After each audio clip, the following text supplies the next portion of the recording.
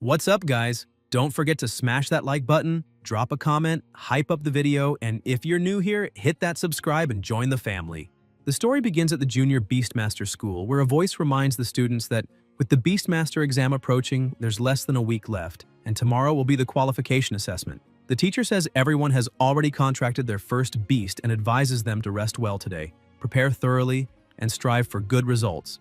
Dismissing the class afterward, a boy comments that the evaluation is coming and he's really nervous, and his partner replies that no one can say otherwise. After all, even with their current skills, it's hard enough to become an apprentice beastmaster. And when it comes to the advanced academy, honestly, it's not even worth thinking about.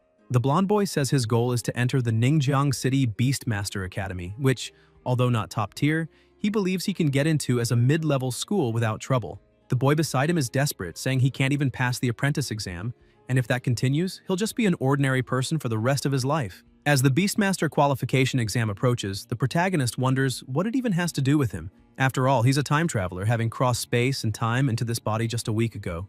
From the memories he inherited, he learned what kind of world this is. Hundreds of years ago, during a great catastrophe, countless ferocious beasts emerged from dimensional rifts, hunting humans and spreading destruction. Humanity resisted, and amid the brutal war, they discovered techniques to tame these beasts and control them for battle. Thus was born the profession of Beastmaster, which rose to the top of society. In this age of taming, Beastmasters became symbols of status and power. Since then, becoming one has meant entering the elite class. And for young people, the greatest dream is to become a powerful spiritual master. In this world, all youths aged 18 or older can contract their first beast, and the stronger their soul, the higher the level of creature they can control. But none of that has anything to do with him, since the original owner of this body had already contracted his first beast, a harmless little Snowball, cute, but incapable of causing any damage. Not only is it harmless, it also can't evolve, and he wonders if he's destined to be an ordinary person living a mediocre life. He thinks about how other time travelers get absurd powers and divine talents, yet he ends up like this. A boy approaches and tells Lindsay not to think too much. Even if he doesn't become a Beastmaster, he can just work an office job, which isn't bad since it's safe. Another jokes that he can take his Snowball to sell ice cream at the mall entrance, or even sell cold drinks, which makes Lin grit his teeth in anger. Just then, the system notifies that it has finished loading and is activating. Successfully, the achievement system is officially launched. Z wonders if this is his golden finger, since it had been so long since he arrived in this world and the system hadn't appeared yet. Maybe it was charging. He says that heavenly sound is wonderful. His golden finger has finally arrived. The system displays his attributes and explains that achievement points and bonus items are granted upon completing challenges, and these points can be used to strengthen beast growth and unlock special abilities. Surprised, Z comments on the achievement points and finds it amazing, asking about his little Snowball. The system shows that once growth reaches 100%, evolution will be triggered. Shocked, he says he thought evolution was impossible. Then the system displays two evolution routes: the Giant route, which enhances melee combat, and the Queen route, which improves ice element affinity. Lin Z is stunned, saying the Snowball clearly couldn't evolve and wonders if this could be a hidden route. If it's true, then he won't need to set up a stall to sell ice cream. And maybe, just maybe, he can truly become a Beastmaster. More notifications appear about the Queen route, showing that the next evolutionary form is the Ice Crystal Spirit, requiring 100% growth in a low-grade ice element essence. Z decides to test the achievement points to enhance the little Snowball, having only one left. The system confirms the use of the point and the creature levels up, completing evolution successfully. Amazed, the protagonist confirms it really works and marvels at the dazzling visual effects that fade quickly, thinking he still needs to prepare the ice element essence and spiritual jade, since evolution is the right path forward. 20 ice element essences and 1 spiritual jade were required. Items almost no one would ever imagine being essential to evolve a creature like that little Snowball, and they were far from cheap. Z decided to search for these materials and headed to the pet shop. A boy, mocking him, asked if he was ready to take his little Snowball home and sell ice cream. Lin replied irritably, telling him not to meddle since tomorrow's qualification test would depend on him. The bully Jiang overheard and asked what he had just said. Ze thought to himself that the Jiang family was the second most influential in Jiangning City, and he couldn't afford to pick a fight with them yet, so he replied that the real trash would be revealed at the final exam. Jiang laughed mockingly, saying it was just him, and that useless plush toy incapable of evolving, and that if he were in his place, he wouldn't even waste time participating in the assessment since it would be impossible to pass. His friend joined in on the joke, telling Z to go home and sell popsicles. At that moment, a girl approached and asked them to stop. Jiang smirked, saying it was Miss Guan and pretending to be scared of that loser, while the large guy beside him commented that he didn't understand why she cared so much about someone like him and that she should just follow Brother Hao instead. The protagonist simply replied that there was no point in arguing, that when the time came, everyone would understand naturally, and said he needed to go to the pet shop, asking her to head home first. Later, Lin complained about the absurd price of the evolution materials, saying he had spent months of savings in one go, until he heard someone calling his name. It was Guan asking if he had just gotten back and saying her mother wanted to know if he would be having dinner there that night. Z replied that he'd go later. The girl hesitated before asking if he would participate in the Beastmaster qualification assessment the next day. He confirmed, and she smiled, surprised, saying that was great and asking him to teach Jiang and his gang a lesson. Lin answered confidently, and she wished him well before leaving. Later, sitting on the couch, Z muttered that the ice element essence and spiritual jade were way too expensive, and that once he leveled up, they'd only get pricier. He called his beast over to eat and evolve, telling it to eat slowly. No one was going to steal its food. A bluish aura began to surround the creature, and he asked in surprise if it was really evolving, amazed by the intense glow. Lin watched closely until the smoke cleared, revealing the complete transformation. The little Snowball had evolved, and Z was thrilled to see the process had succeeded, realizing it had leveled up entirely. While high school students at Pinghai No. 1 usually had beasts between the 3rd and 5th stages of rank 1, his had jumped straight to rank 2. He noticed that the creature now emitted a cold so intense that simply approaching it made one feel a cutting chill, and he realized its strength had grown far beyond expectations. If it hadn't been for the system showing him the right materials, no one would ever have invested so much in a beast considered weak. But the gamble paid off. The system reported that he had obtained a spiritual crystal and a power crystal. The first increased spiritual energy, determining how many and what level of beast one could contract, and the second directly enhanced physical aptitude, an even greater advantage. Suddenly, Lin felt a strange sensation as powerful energy spread through his body, notifications appearing to inform him that his physique, spirit, and spiritual power had all improved. He realized he no longer felt cold and noticed a steady flow of energy emanating from within, concluding that even if one didn't fight directly, having a strong body was vital since, in moments of danger, it could mean the difference between life and death. The creature began to look tired, and the protagonist told it to go all out and use all the achievement points at once. He kept releasing mana nonstop, determined to make the creature level up further. The system notified that the beast had reached rank 2, stage 4 of growth. Lin smiled with satisfaction, thinking that tomorrow the Advanced Association would surely be shocked during the evaluation. The next day, Guan asked if he was ready, and Z confidently replied that he was, saying that today he would also earn his Beastmaster qualification. The blonde girl was delighted and commented that he suddenly seemed more motivated. Before, he would never have taken part in something like this. And he replied that people change. Nearby, 2 girls watched and whispered that Guan Ning was a talented third-year student at the No. 1 elementary school, but they couldn't understand why she liked spending time with that loser. One of them said she'd heard rumors that Zhou Hong, also from No. 1 elementary, confessed to her yesterday and got rejected, asking what everyone even saw in her. Lin reflects that Guan is his cousin, and also a genius from Pinghai No. 1 high school, widely admired and envied, but she never seems to care about any of that. Guan then asks if he really intends to use the little Snowball in the assessment, and Z confirms, telling her not to underestimate his partner. The girl laughs and says that if everyone passes today, they'll celebrate together, as there's a shop she's been wanting to visit for a long time. Suddenly, a young girl runs up and yells at her to stop, shouting to her brother that she's the one who stole her boyfriend. Guan frowns and asks who she is and who she's talking about, and the girl answers that she means Zhou Hong. Guan retorts coldly that she's not interested in that delinquent, that he was the one who confessed, and she merely turned him down. The other insists she's lying and must have tried to seduce him first. Guan sighs, takes her cousin by the arm, and says she won't waste time arguing since there are more important things to do. The muscular boy touches her shoulder arrogantly, saying she doesn't take him seriously and asking if she has permission to leave, warning her not to blame him for being rude after messing with his cousin. Guan demands that he let go.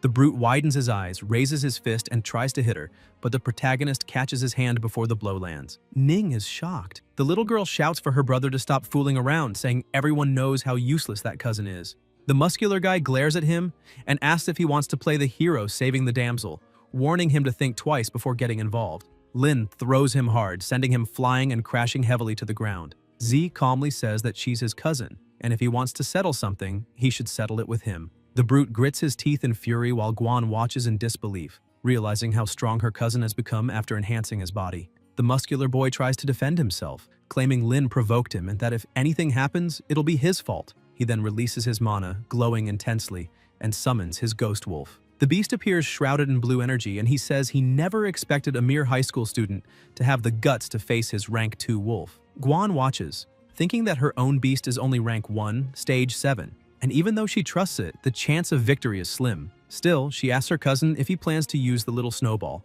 Lin nods, saying that if anyone gets hurt, it could affect the evaluation, so it's better for him to handle it. The young girl screams that he's insane, asking how someone with the worst qualifications in Pinghai number 1 can say such a thing, and orders her brother to end it quickly. The brute commands his wolf to attack. Z raises his hand, releasing a cold, radiant light, and a freezing pressure fills the air. The wolf is instantly encased in ice, frozen solid. The little creature's attack is devastating. Guan's eyes widen, and she asks if that's the little snowball. Lin replies with a faint smile that it isn't. She's evolved. The muscular boy tries to command his wolf to move, but Z interrupts, saying her name is now Ice Crystal Spirit. The creature releases shimmering ice pendants, and fragments fall to the ground, covering everything in a thin, frozen layer. The brute stares in disbelief, watching his beast defeated instantly, asking how a high school student, whose beasts usually barely reach rank 1, stage 9, could wipe out his rank 2 monster in a single strike. The little girl, terrified, asks what they should do, and the muscular boy, trembling, admits he never expected him to have a superior class rank 2 beast.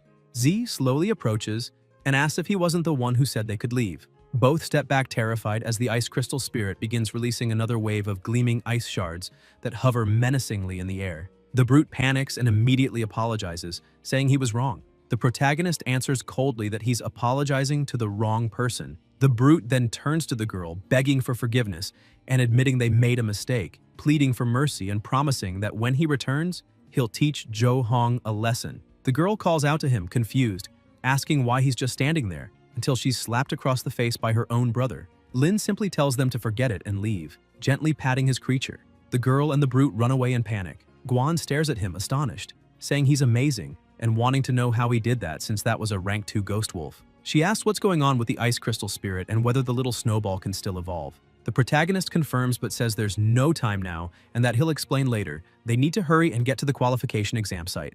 Inside the Imperial Beast Association building, people were gathered around the Origin Stone, murmuring that although it was massive, it didn't seem to have anything special about it. Lin thought to himself that this was the final qualification assessment of the year. Some would lose their chance to ever become Beastmasters, while others would gain entry into the Imperial Academy and begin a new life, and he needed to be among the latter. A young man stepped forward, welcoming everyone to the Apprentice Beastmaster qualification exam. Upon entering, each participant received a small bronze medal engraved with instructions: low, medium, high, and superior. This would be their last opportunity to enter the Origin Stone's realm, where they would have to choose the difficulty of the challenge they'd face.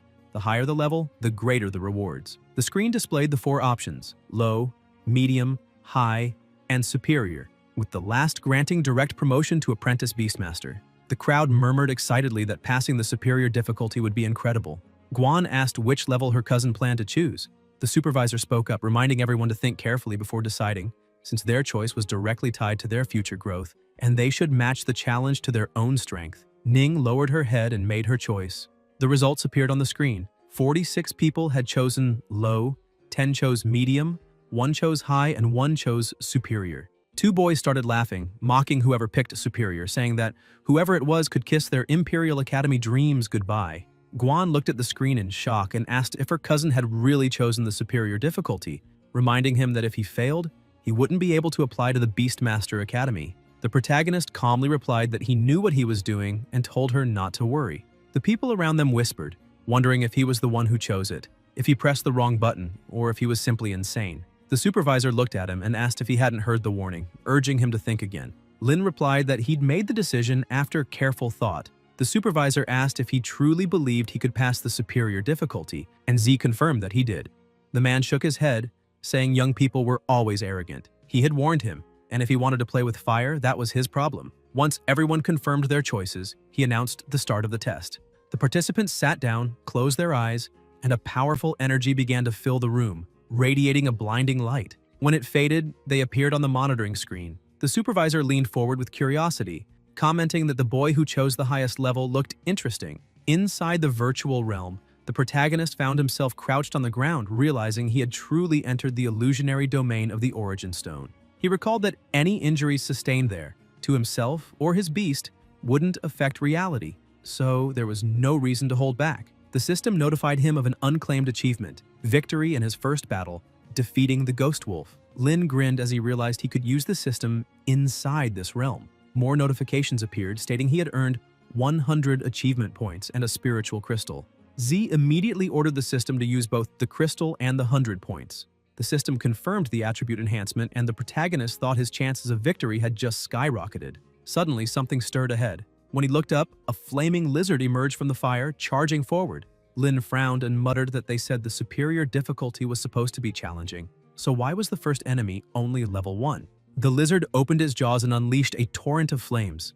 Z ordered the ice crystal spirit to cast Icicle Burst, and the creature released a wave of ice that clashed violently with the fire, freezing the enemy solid in an instant. The protagonist remarked that his ice pendant attack seemed even stronger now, and noticed that the first level was cleared. 5 more remained. The challenge continued. Another monster with powerful energy approached, a creature wrapped in bandages, resembling an undead level 1, stage 9. Lin thought that for others, a rank 1, stage 9 enemy would still be a serious threat. The supervisor watched closely through the screen. Inside the dungeon, another skeleton was crushed, and Z thought the whole thing felt like child's play. The supervisor commented that the boy had gotten lucky since the last opponent was countered by his elemental advantage, but added that the true challenge was about to begin. The second level was cleared, and the test went on. Another monster appeared, a plague beast, plant type level 2, stage 2, its eyes gleaming eerily. The supervisor analyzed the data, noting that Z's beast seemed to be rank 2, stage 1 at best, while the blight beast was rank 2, stage 2, superior in both rank and stage. No matter how talented the boy was, there was no way he could make it past this level. The creature lunged forward, and the protagonist observed that the twisted tree had rough bark and thick flesh, truly capable of withstanding the ice shards. The beast attacked ferociously, cracking the ground, releasing vines, and trapping the ice crystal spirit as it charged ahead. The supervisor watching from outside chuckled, saying that while Z was considered strong among freshmen, that was as far as it went. But suddenly his expression froze. The beast's feet began to turn solid white, freezing rapidly, locking it in place. Lin activated the domain of extreme cold and asked if they really thought he only had one ability. Shards of ice began to form around him and shot toward the immobilized beast, covering its body completely. The creature let out a guttural scream of pain, and Z calmly declared that it was over. The third level was cleared successfully. The challenge continued with 2 levels remaining. Outside, one participant opened his eyes and sighed that he almost defeated his beast. Another boy lamented his failure that year, saying he hadn't expected the 5th level of the lowest difficulty to be so hard. He'd faced a rank 1, stage 6 monster. Nearby, another student cheered in excitement after passing and officially becoming a Beastmaster apprentice. Some were disappointed at failing until they noticed something unusual on the screen. A ferocious beast with razor-sharp claws appeared, a rank 2 creature. Murmurs erupted as they questioned how a rank 2 monster could show up in an apprentice trial, and whether that was the same boy who had chosen the superior difficulty. The 4th level was cleared, and the final stage began. The protagonist murmured that he'd finally reached the last level. A boy watching from outside frowned and asked why that guy was so strong. He remembered all the top students from the local school but didn't recognize that face. Guan, thrilled after realizing she too had passed and become a Beastmaster apprentice, immediately searched for her cousin's results, only to notice that everyone was gathered around the monitor, watching his fight and marveling at his strength. She thought in awe that her cousin had passed the 4th level of the superior difficulty, something truly astonishing. Inside the dungeon, the boy muttered that it was almost over. Then, from the mist, emerged a lion, a rank 2, stage 5 beast. Gasps echoed outside as people exclaimed that this was absurd. It was practically impossible for a novice to defeat such a creature. Lin smiled faintly and said that finally a worthy opponent had appeared. The battle began. Z's eyes widened at the creature's speed as the lion charged forward with saber-like claws, slashing directly at the ice crystal spirit. The supervisor leaned closer to the screen, watching intently. He thought that this time, he'd see whether the boy had any new tricks. He had to admit the kid was impressive, but this was where it would end. The protagonist stared at the beast and reflected that although his ice crystal spirit was at a higher stage than the saber-toothed lion, Strength among contracted beasts didn't depend solely on rank or stage. Attributes, environment, and the Beastmaster's strategy all played decisive roles. His ice crystal spirit was weakened after 4 consecutive fights. While the saber-toothed lion was an incredibly powerful beast, its speed and strength clearly superior. This fight would be difficult. If things continued like this, he could really lose. He needed to find the perfect moment. Now, he ordered his ice crystal spirit to unleash its ice pendant barrage. The frozen shards flew toward the lion and a dense cloud of smoke filled the battlefield. Outside, spectators whispered nervously, wondering what was happening, what that light was. As the smoke cleared, everyone stared wide-eyed at the screen, stunned. The lion was sprawled on the ground, defeated. The supervisor blinked in disbelief. Could that boy really have gone toe-to-toe with a rank 2, stage 5 saber-toothed lion? He concluded that the boy's beast must at least be at the same level, rank 2, stage 5, realizing that the kid had been hiding his true strength all along. That, he thought, was the move of someone who had made his choices with careful thought. Inside the trial, the lion roared, releasing an overwhelming pressure accompanied by a deafening sound. The ice crystal spirit lowered its head, its eyes gleaming with icy brilliance as it surged forward. The lion shattered the remaining ice encasing its paws and advanced confidently, ready to strike back. The protagonist realizes that's right. The saber-toothed lion originally came from extremely cold regions, which explains its strong resistance to ice. It's simply holding back. The system then announces that a new achievement has been unlocked. The cumulative number of pet skill activations has reached 10. 100 achievement points have been earned, and the beast's skill unlock feature is now available. Lin asks what that means, and the system displays several options. Arctic Chains, a control-type skill that manipulates the ice element to condense it into powerful bindings, restraining the target's movement. Ice Shield, a defensive skill that creates a barrier of frozen energy. And Ice Nova, an area of effect attack that compresses and releases a surge of chilling power. Za is astonished. Could he really add more skills? Usually, beasts have only 2 basic ones, and the more skills they possess, the greater the variety of strategies available. His Icicle skill is his main offensive move, but it relies heavily on precision control. The domain of extreme cold covers a wide area and causes damage while offering some crowd control, but it still lacks raw power. What he needs now is a high-impact, single-target control technique. New notifications appear regarding the Arctic Chains ability, and the protagonist considers his remaining points. The lion steps forward, releasing a terrifying magical aura, and Lin orders his ice crystal spirit to level up. The spectators are confused. What is that light? Is he actually leveling up? They've never seen anyone evolve a beast without using materials. Even experienced fighters know leveling up only happens after victory, so this sight feels unreal. Meanwhile, inside the trial, Z faces his opponent. The lion charges, and the protagonist commands his spirit to activate Arctic Chains. Ice-forged tendrils rise around the lion's body, wrapping and freezing it in place. "Now's the time," Lin declares. Ice shards blast forward, striking the beast as it roars in agony. The spectators gasp, asking what kind of ability that was, and even the supervisor, stunned, wonders aloud how that beast can use 3 different skills. The battle rages on until the lion finally collapses, defeated.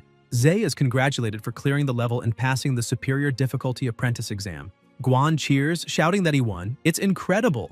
The crowd murmurs in awe that he actually succeeded, saying the examiner must be speechless. The supervisor admits he never expected this outcome, remarking that he's seen countless young geniuses, but it's his first time witnessing an unknown rise to fame overnight. The protagonist's physique stat rises to 5 and his spirit from 2.8 to 7.8, officially reaching the apprentice level. Lin smiles to himself. Now this is a real superior tier promotion, an astonishing leap in strength. The system chimes again, notifying him that he can now contract a second beast. Z begins pondering what kind of creature would make the best choice and decides he'll visit the pet shop soon. Then another alert appears. From apprentice to beastmaster. Complete the qualification test, achieve your first promotion, and obtain 209 achievement points and 1 spirit stone. The rewards are issued and the test concludes. The protagonist opens his eyes to see people surrounding him, curious and amazed, asking how he pulled that off, and where that ice-type beast came from since no one had ever seen anything like it. Everyone praises him and Guan runs up to hug him from behind, saying she knew he'd succeed. The supervisor, acknowledging his performance, retracts his earlier criticism and admits that his confidence came from genuine strength, not arrogance. The onlookers whisper in disbelief. An examiner apologizing to a student is unheard of. Lin replies that he didn't take it personally. Then the supervisor invites him to join the Beast Tamer Association, explaining that they can accept him as a reserve officer with excellent benefits and generous pay, all without interfering with his Imperial Academy candidacy. He promises that once Lin graduates, he'll receive the title of Association Deacon, asking what he thinks.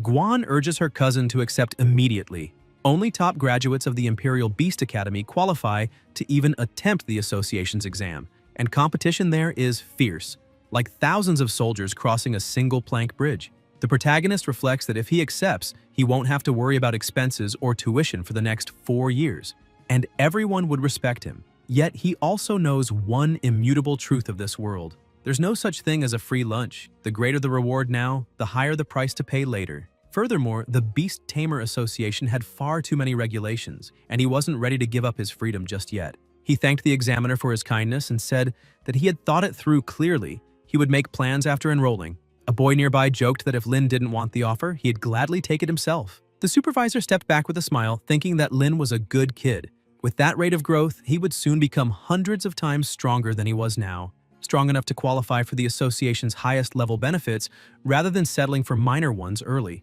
That's why he, Zhenwen, as he introduced himself, decided not to push further. Instead, he told Lin that if he ever changed his mind or needed anything, he could come find him anytime. Elsewhere, a voice called out for him to wait.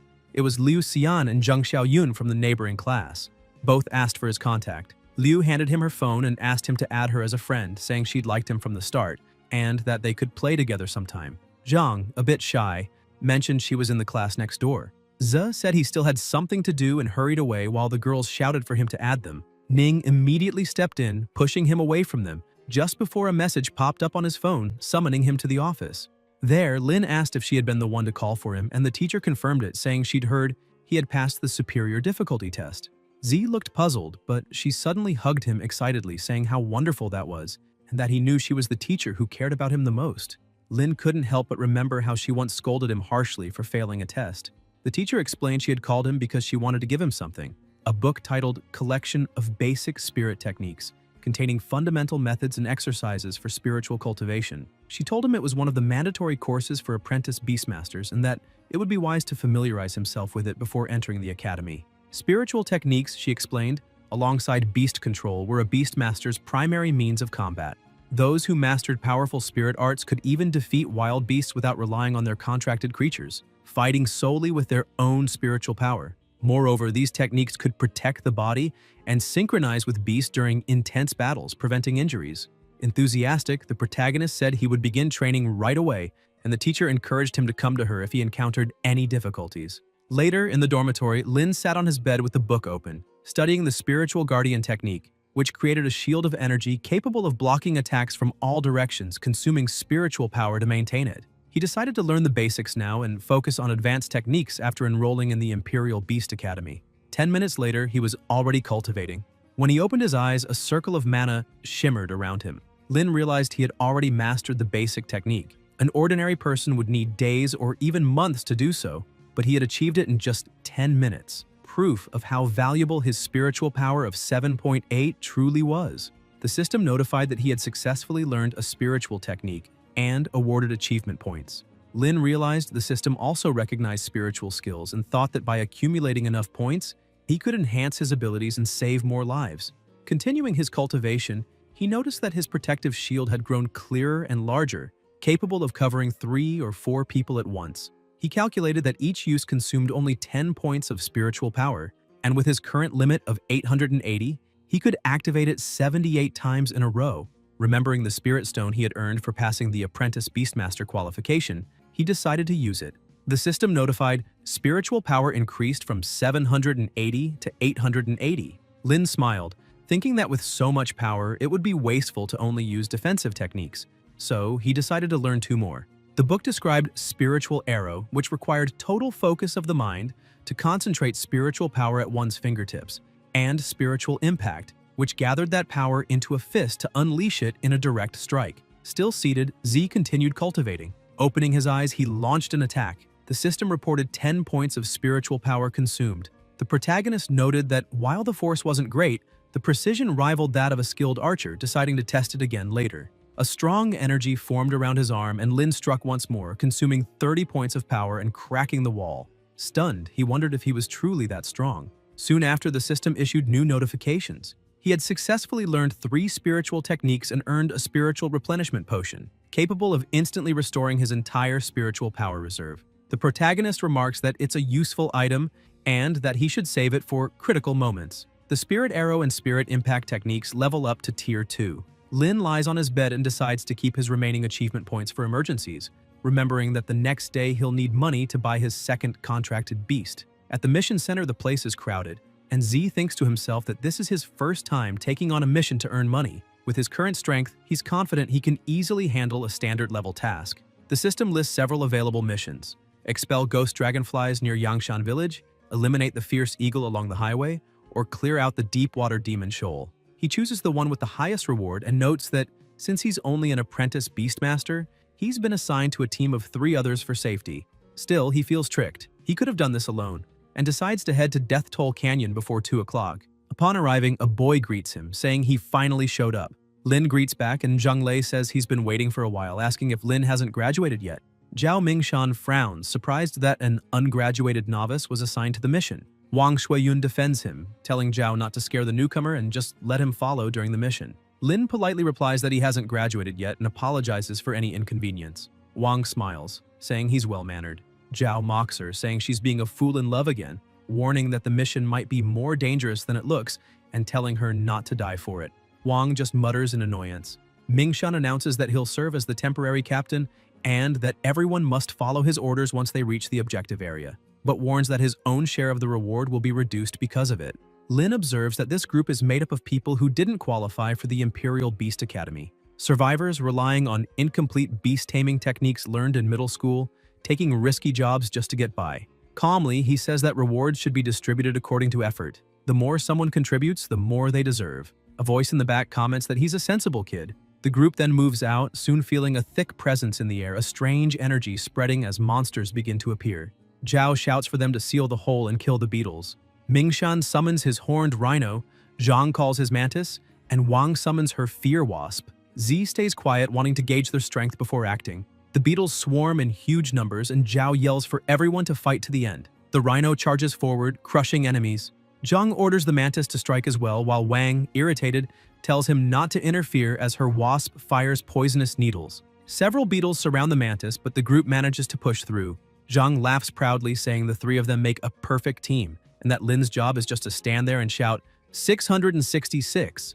Mingshan teases, asking if Lin still expects payment, and saying at this rate he should be paying them tuition instead. Wang jokes that when the time comes, her big sister will share a bit of her reward with him, as long as he stays behind and doesn't get hurt. The fight continues, and Lin thinks that despite their flashy attacks, they're not truly threatening the swarm. Suddenly, a shriek echoes through the canyon, and Wang asks what that sound was. The beetles stop momentarily before another flood bursts out of the hole. The adventurers tense up. Zhang warns that a second tunnel has opened and that these beetles look different, thicker horns, tougher bodies. Lin asks if there might be a beetle king hiding deeper inside. The swarm then charges violently at the rhino, biting non-stop, while part of the horde turns toward the other beasts, attacking them as well. Zhang panics, shouting for everyone to recall their beasts immediately, or they'll all be slaughtered. Zhao yells for his rhino to retreat. Lin shakes his head and says it's useless, explaining that death beetles release a toxin that paralyzes the nervous system so their beasts can no longer hear or respond to commands. Wang grows desperate, asking what they should do now, while Zhang, furious, grabs Lin by the collar and accuses him of doing nothing, despite knowing all this, calling him worthless trash who only talks.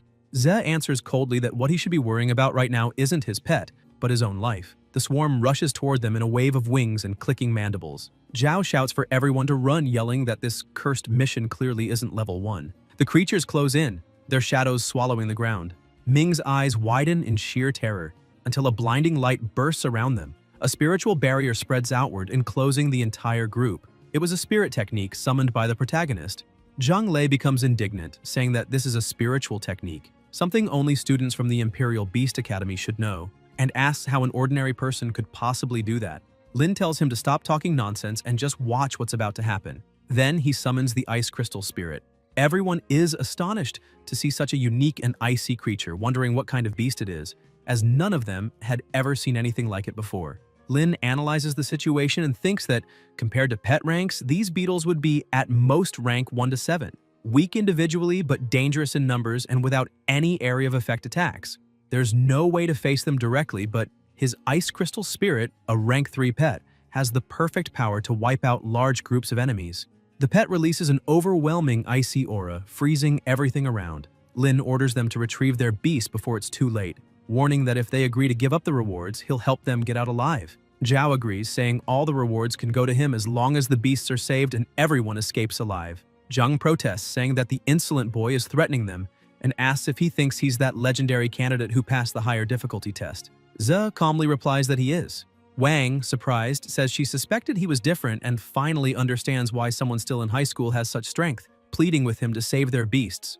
Lei scoffs, saying words prove nothing, and challenges him to unfreeze the pets himself if he's so capable. Ming, furious, punches him and shouts that after what they've just witnessed, there's nothing left to prove. The problem is that they're too blind to recognize a mountain, even when it's right before them. The ice begins to melt, and Lin warns that time is running out, that they must retrieve their beasts and flee before the swarm awakens. Shuayun comments that so those creatures weren't exterminated, only temporarily controlled, and Lin replies that to defeat a thief, one must first capture the king. Zhang asks if he intends to go in there, and Ze simply confirms before leaping toward the hole and ordering them to follow.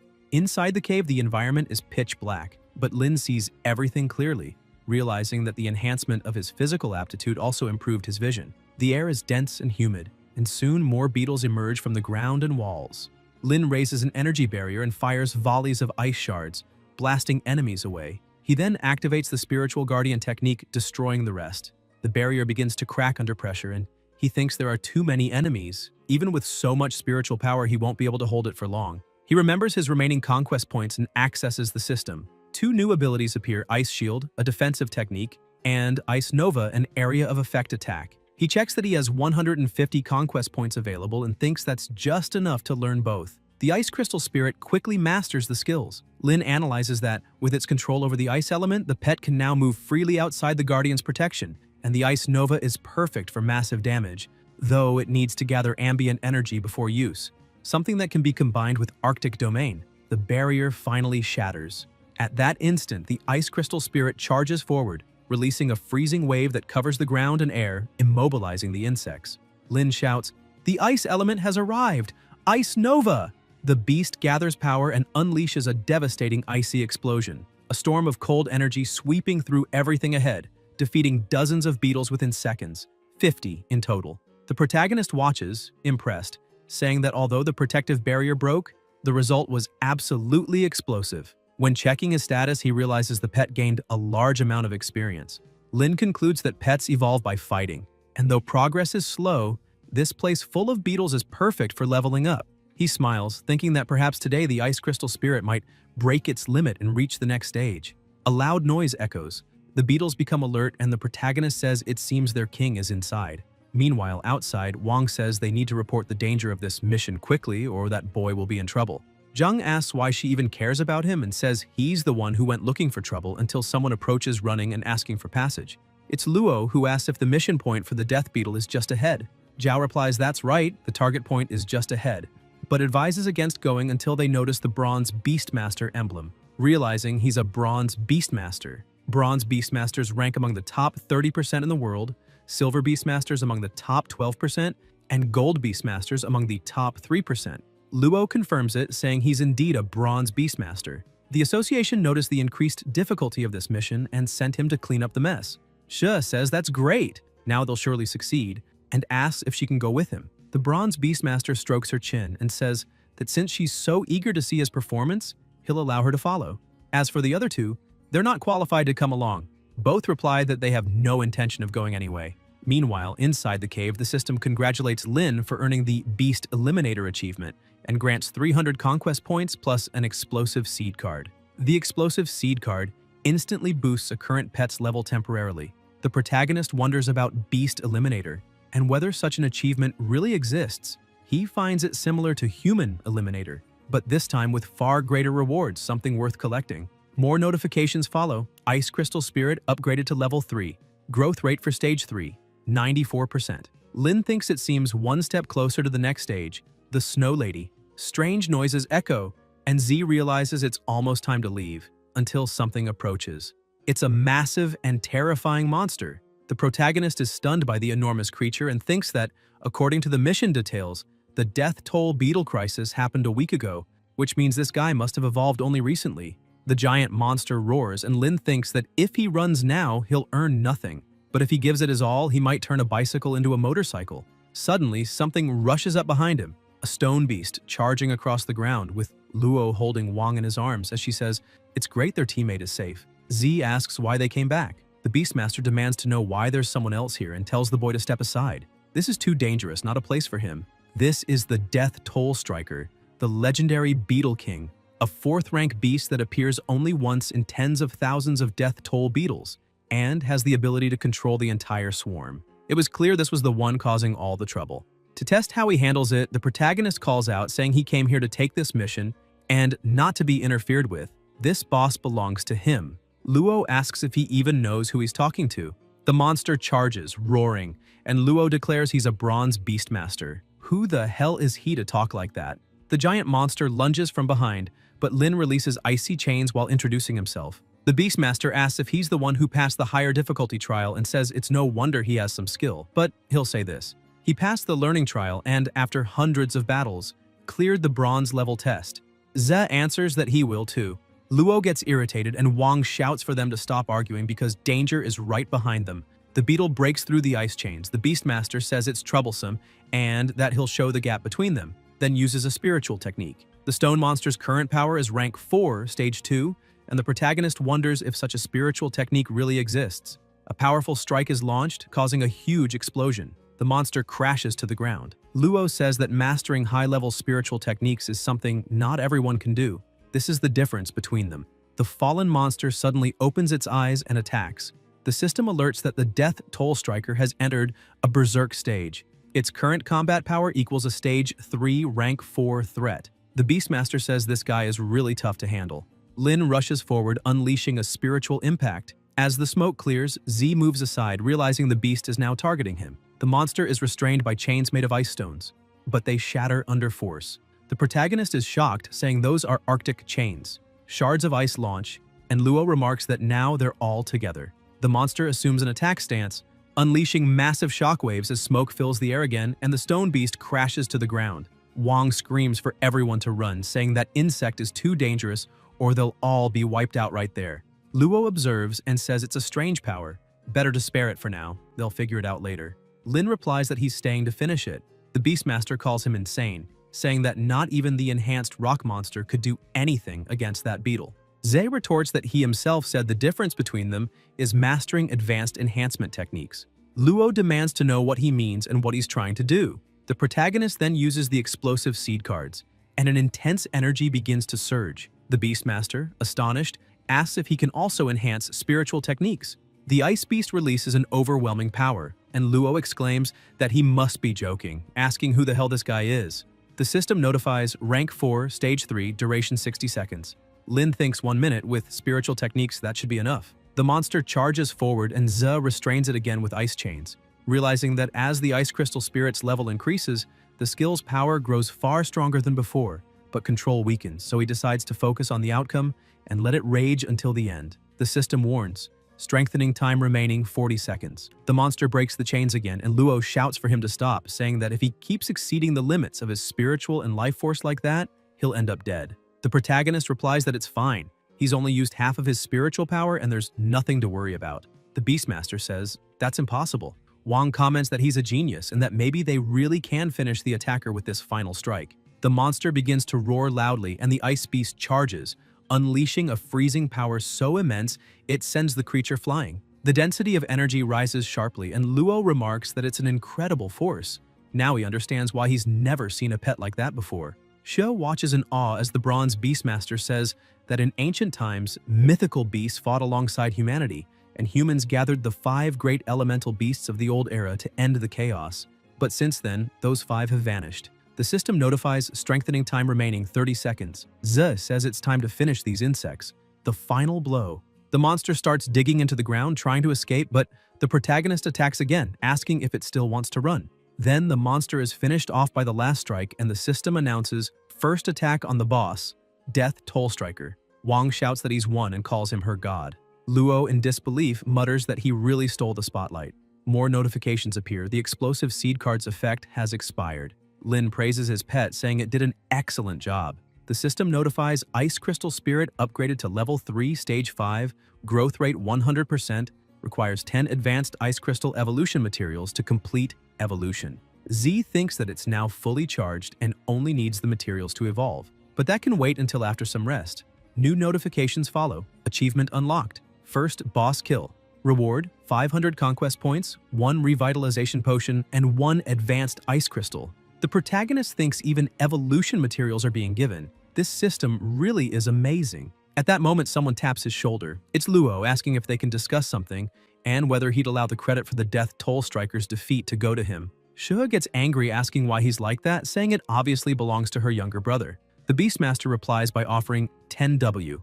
Lin thinks that since the Beastmasters Association sent him to handle the mission's evaluation issue, if he doesn't complete it successfully, it will surely affect his assessment and promotion. So he clearly cares more about the mission result. For Lin, this is a good deal. After all, 10W could buy a fine new pet. Luo asks what he thinks, and Z decides not to accept right away, preferring to wait and see if he'll sweeten the deal. The Beastmaster then explains that 10W is already half a year's savings, and besides, he'll still receive the full mission reward, gaining another 5W in profit, and he'll owe him a personal favor. So he tells him to accept. The protagonist thinks that memories have no price. Lin accepts the 10W, and when he looks up, he notices something. It's the examiner, accompanied by a beast. Jen jumps down, adjusts his shirt, and Wang notices the silver badge, realizing they've just met the legendary Silver Beastmaster. The examiner says they meet again. Ze greets him, and Luo wonders if that boy really knows him. Jen remarks that it seems the mission has been completed successfully. The Beastmaster confirms, saying everything went smoothly and no one was hurt.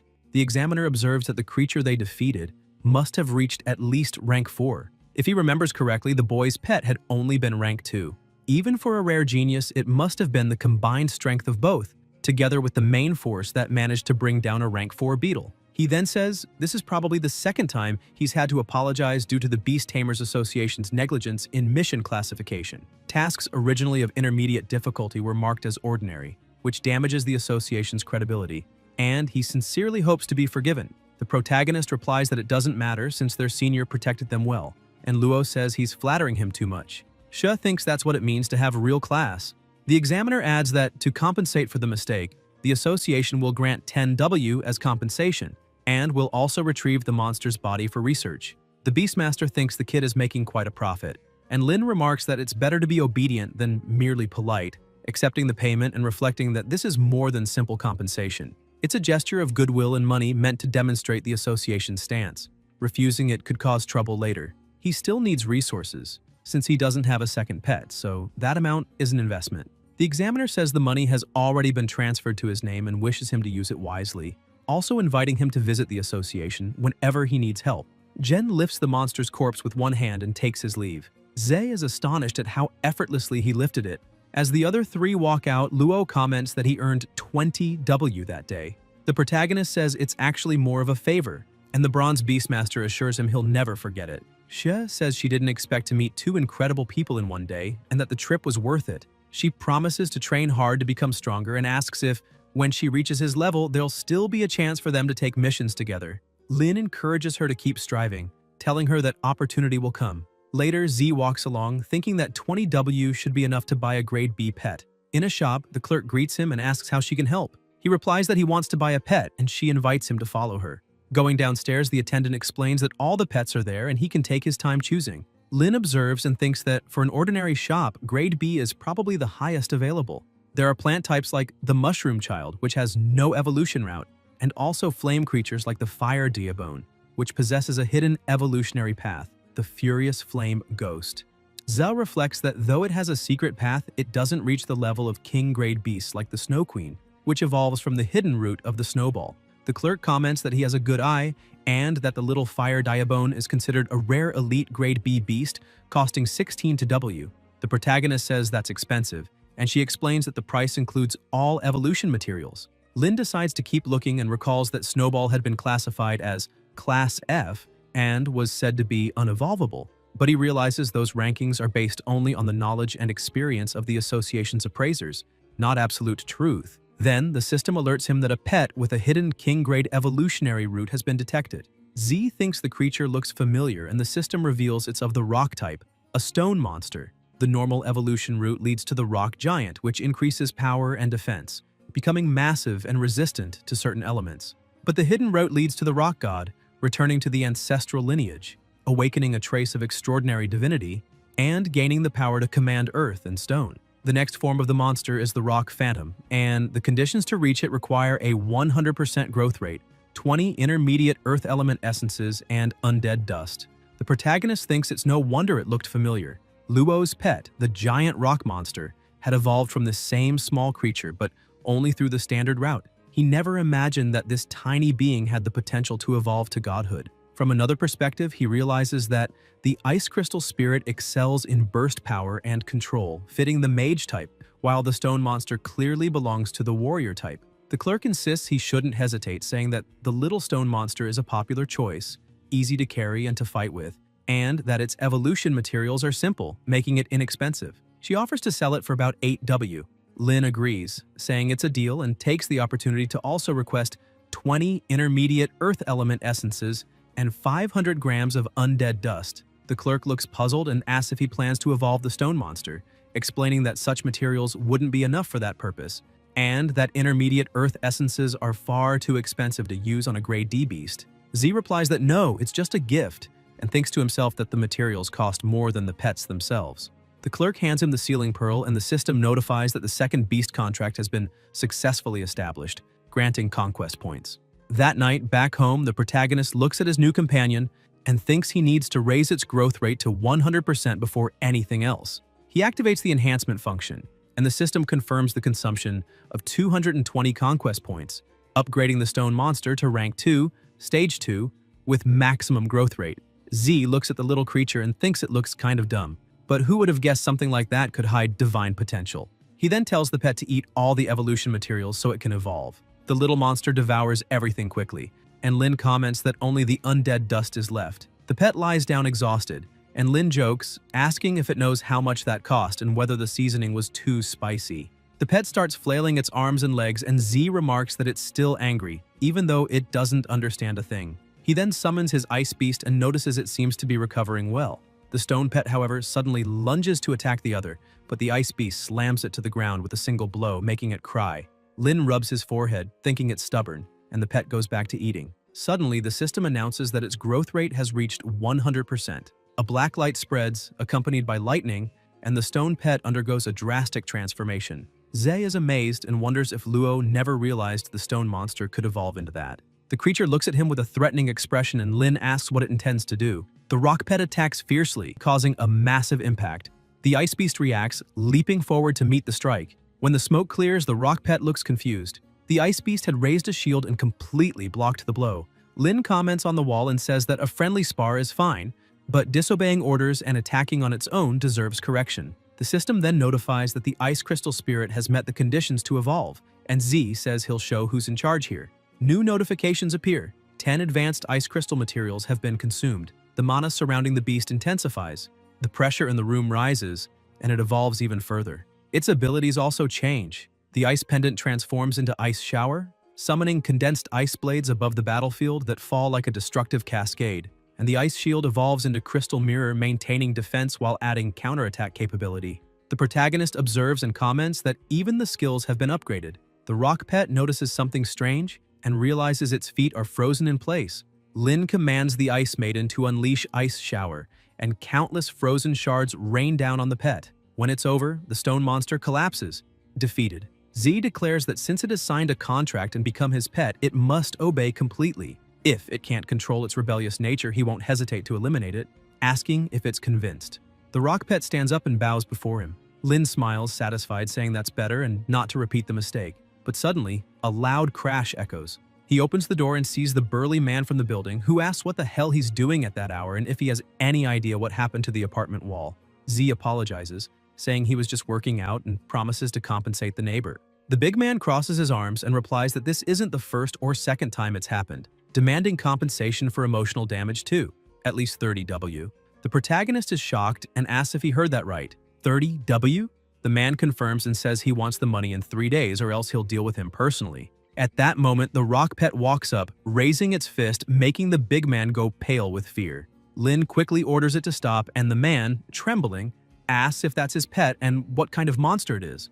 Z apologizes again, explaining that his little brother is still poorly trained and scared him by accident, then asks if they can consider the debt settled. The big man, shaking from head to toe, says to forget it, that a real man doesn't bother with such small matters and leaves in a hurry. Later that night, the protagonist sleeps peacefully beside his 2 pets. The next morning, the ringing phone wakes him up. When he answers, he hears Guan's voice reminding him that today is the entrance exam for the Jiangning Imperial Beast Academy and asking if he forgot, telling him to meet them at the school gate. Shortly after, at the entrance, Ning waves and says he finally showed up. Some students comment that he's late for such an important event, implying he thinks too highly of himself just because he passed the higher difficulty test. Suddenly, the teacher appears and lightly hits him on the head, scolding him for sleeping in again. Z explains that he's been very tired lately, and she asks if he at least practiced his spiritual techniques. Ning watches the scene, puzzled by how close the two seem. The teacher then addresses the class, saying that everyone there represents the elite among elites of Pinghai No. 1 High School, and that the entrance exam for Jiangning Imperial Beast Academy will be much stricter this time, hoping each of them has given their all. She adds that whether they pass or not, they'll still be good students, and she'll be waiting for good news. The students shout that they'll do their best, and the protagonist smiles excitedly. On the bus to the city, a voice asks why he's been missing and hasn't replied to messages. Lin thinks he's been so busy with tasks that he forgot to check his phone and replies that he's been working hard lately. Guan says that's fine and shares that her fierce magic bird has finally evolved, asking if that's amazing. Z praises her and says that with that she'll have no trouble with the exam. When they arrive in Jiangning, Ning looks out the window, awed by the city's size and beauty. The protagonist feels embarrassed when she leans too close, her chest almost touching him. Realizing it, she quickly backs away, blushing while the others laugh. Standing before the Imperial Beast Academy, many admire the majestic gate and comment on how grand the place looks, saying studying there would be the peak of their lives. Suddenly, a voice orders everyone to make way. Li Pengyun arrives, announcing the arrival of 17 students from Qinping High School. Soon after, Guo reports the arrival of 21 students from Kangxia School, ranked 3rd. One of the girls turns to Ning, the class leader, and tells her not to lose to them. Guan smiles at her brother, steps forward, and proudly announces that 2 students from Pinghai No. 1 High School have come to register. A boy nearby mocks them, saying they're just country bumpkins, as Pinghai City is far more remote compared to Kangxia and Qinping. Then, a man leaps into the center, introducing himself as Qin He, the teacher in charge of registration. He congratulates everyone on completing the test successfully, but warns them not to be overconfident, since the Academy's admission difficulty is much higher than that of the Beastmaster test. He explains that, based on previous records, the elimination rate reaches 80%, meaning only 10 candidates will be accepted. A gray-haired boy protests, saying that if that's the case, no one from Pinghai No. 1 will pass. A girl scolds him for his rude comment, and Guo asks who else thinks they have what it takes to get in. The girl looks at Lipeng and admits he's strong, but then glances curiously at the protagonist, saying there's something strange about him. Guo asks Xinyi what's wrong, but she brushes it off, saying it's nothing, while Shi notes that Lin's power is unfathomable.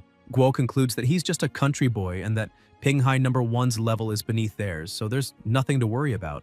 Qin explains that everyone must check in at the Academy's hotel to stay overnight, and wishes them a good rest, asking them to prepare well for the coming exam days. He also informs them that the Academy cafeteria provides free meals throughout the test period and that the food is excellent, so they can enjoy their free time. One of the girls says she's starving, and Guan calls her brother to go eat. They head together to the cafeteria. The blonde boy, staring at Ning, murmurs that she's really beautiful and that her big chest is unbelievable. The red-haired boy scolds him, telling him to keep his voice down and not embarrass Qinping School, though he admits he finds her attractive too. Guan tells her brother he should eat more, and the protagonist, with a plate full of chicken, replies that it's enough. Liu jokes that there's not enough food for 2 and asks why he doesn't share a bit. Xiao laughs and says he's cute and that the 2 of them look like a couple. Guan blushes and tells them to stop joking. The blonde notices 2 girls near Z and comments that he seems to have even more admirers. The redhead asks why he's so popular when he's not even as handsome as himself. At that moment, a boy approaches and asks if he can sit with them. Ning waves and tells him to join the group. The boy introduces himself as Zhou Xiong from Qinping High School. The protagonist asks what he wants. Zhou replies that he heard a Pinghai High School student pass the higher difficulty test and wanted to know if he's here this time. Zhang asks why he's curious. and Liu comments that if he hasn't even taken the exam yet, he's probably trying to gather information. Joe laughs and says no, he just wants to make friends, because for ordinary people like him who don't stand out, intelligence is the best trump card to have a chance in the exams, and he's good at that. Ning stares at him and says she has nothing to talk about.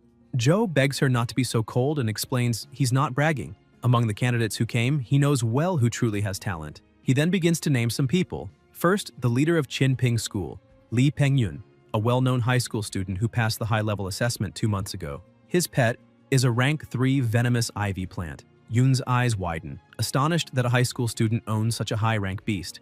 And Joe explains he forgot to mention that Li's family is influential in the region and supported him with high-level evolution materials. Xian remarks that he's a wealthy second-generation genius and that rank 1 beasts stand no chance against him. Guan thinks of her own fierce magic bird, which is only rank 2, stage 7, realizing the gap. Joe continues that the girl with the twin ponytails is Xin Yi from Kangxia, known for being troublesome, but who, despite contracting her first pet only in her 3rd year, managed to pass the advanced level assessment within a month. Her pet is a young steel-patterned dragon, rank 2.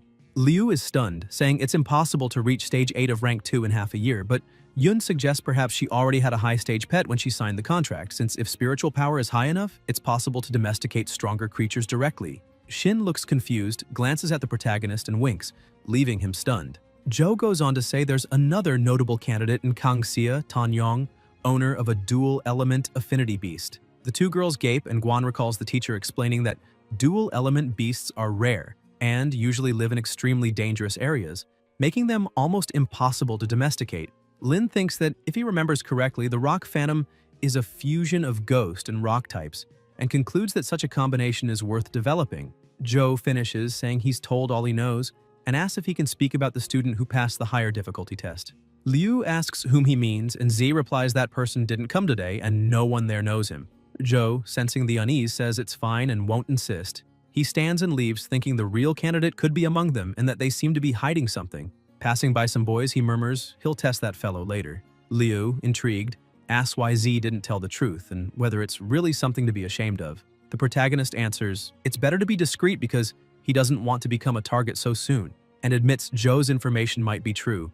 Guan thinks her brother is really clever. They stand and start walking. Ning says they'll train together that night and mustn't lose to the other high school students. Guan calls his partner and suggests the 4 of them stay together. Lin imagines being surrounded by women. Suddenly, the gray-haired boy slaps Ning's butt and asks if they can go to her room later. The boy grins, and Guan quickly tries to hit him, but he grabs Guan's hand and says it's hot, claiming he likes it. His friends start laughing. The protagonist approaches with a cold expression and tells him to let go. Ning thinks that if he fights there, he'll surely be punished and asks him to drop it. The boy says the girls from his school are very beautiful and that all men are weak. Without thinking, Lin punches him squarely in the face. His friends worry about Zhu Rui and take fighting stances, ready to brawl. Ze says they can say whatever they want about him, but asks if they need to threaten his sister. The 2 boys are frightened, and the protagonist states he won't let him go unpunished. Shu releases his mana and proposes a contest right then, but someone grabs his hand and tells him to stop. It's Li Peng who scolds him and orders him not to embarrass everyone there. Then Li Peng says that punch was quite strong and should count as disregarding the score. The protagonist replies that the matter isn't over yet.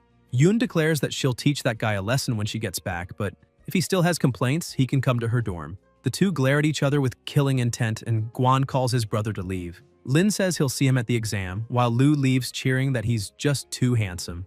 Li Peng smiles sinisterly, thinking that it seems it's him. That night, the bathroom is full of foam. The girls are in the bathtub, and Ning asks why they have to squeeze in together. Liu answers that of course it's to thank them for helping during training. Xiao Yun comments that their pets also reach the 2nd level, which gives them better chances of winning, and says she can give them a massage as thanks. Guan complains and tells her to stop touching randomly. Elsewhere, people gather, and Qin announces that before anything, he'll give some good news.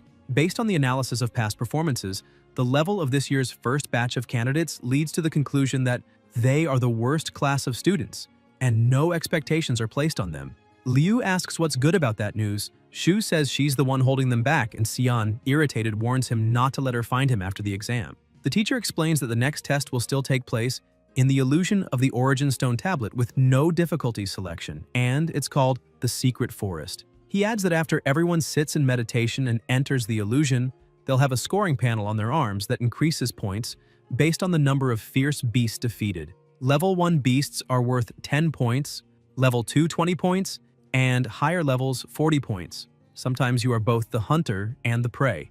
If the pet or the candidate dies in the illusion, they'll be considered eliminated. There is also a stone tablet at the center of the secret forest showing the scores and coordinates of the top 10 on the leaderboard.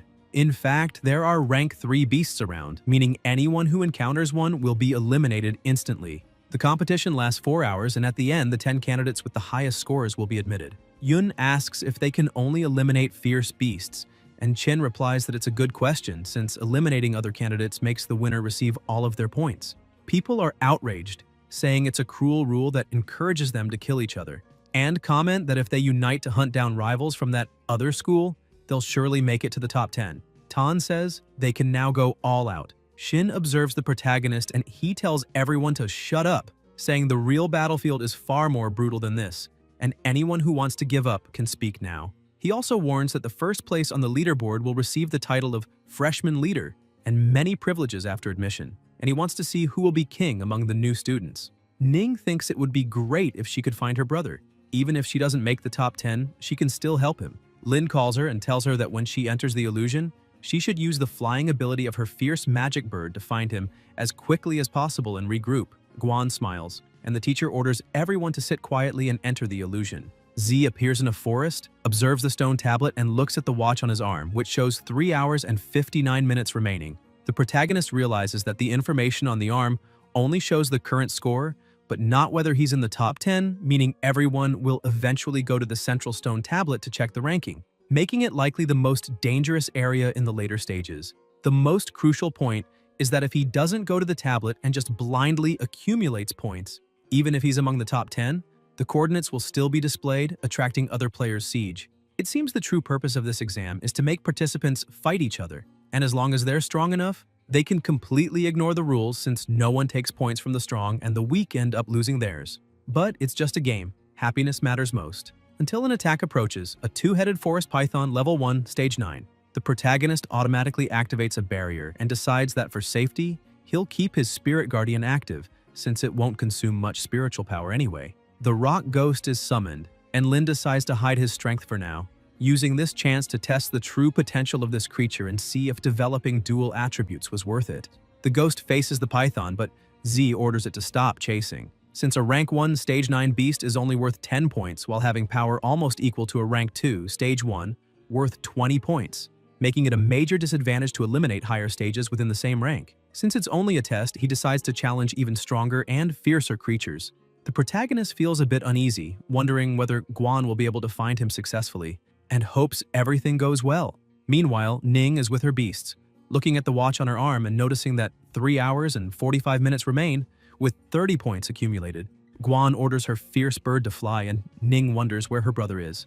A strange sound echoes, and Guan's eyes widen. In the forest, warriors run from monsters, and Ning thinks that since pets can't stray too far from their owners, it's best to take her chances. With her brother's strength, it shouldn't be hard for him to make it into the top 10. Maybe she can find him through the coordinates on the stone tablet. Suddenly, an ostrich appears from behind. Guan notices and jumps aside as the bird charges forward. After dodging, Ning recalls from the pet guide that the golden-backed ostrich is rank 2, stage 5, probably weaker than her fiery magic bird, rank 2, stage 7. 20 easy points guaranteed. But before she can act, the ostrich is struck. Confused, Ning asks who's there and sees only a boomerang returning. It's Zhu, accompanied by his pet Odo, a humanoid-type beast of rank 2, stage 4. Rui says it's quite the coincidence to meet again, and Guan asks if he doesn't find it shameful to steal kills. Shu replies that the rules don't forbid it and that he doesn't plan to just steal kills but everything, ordering Odo to defeat the bird.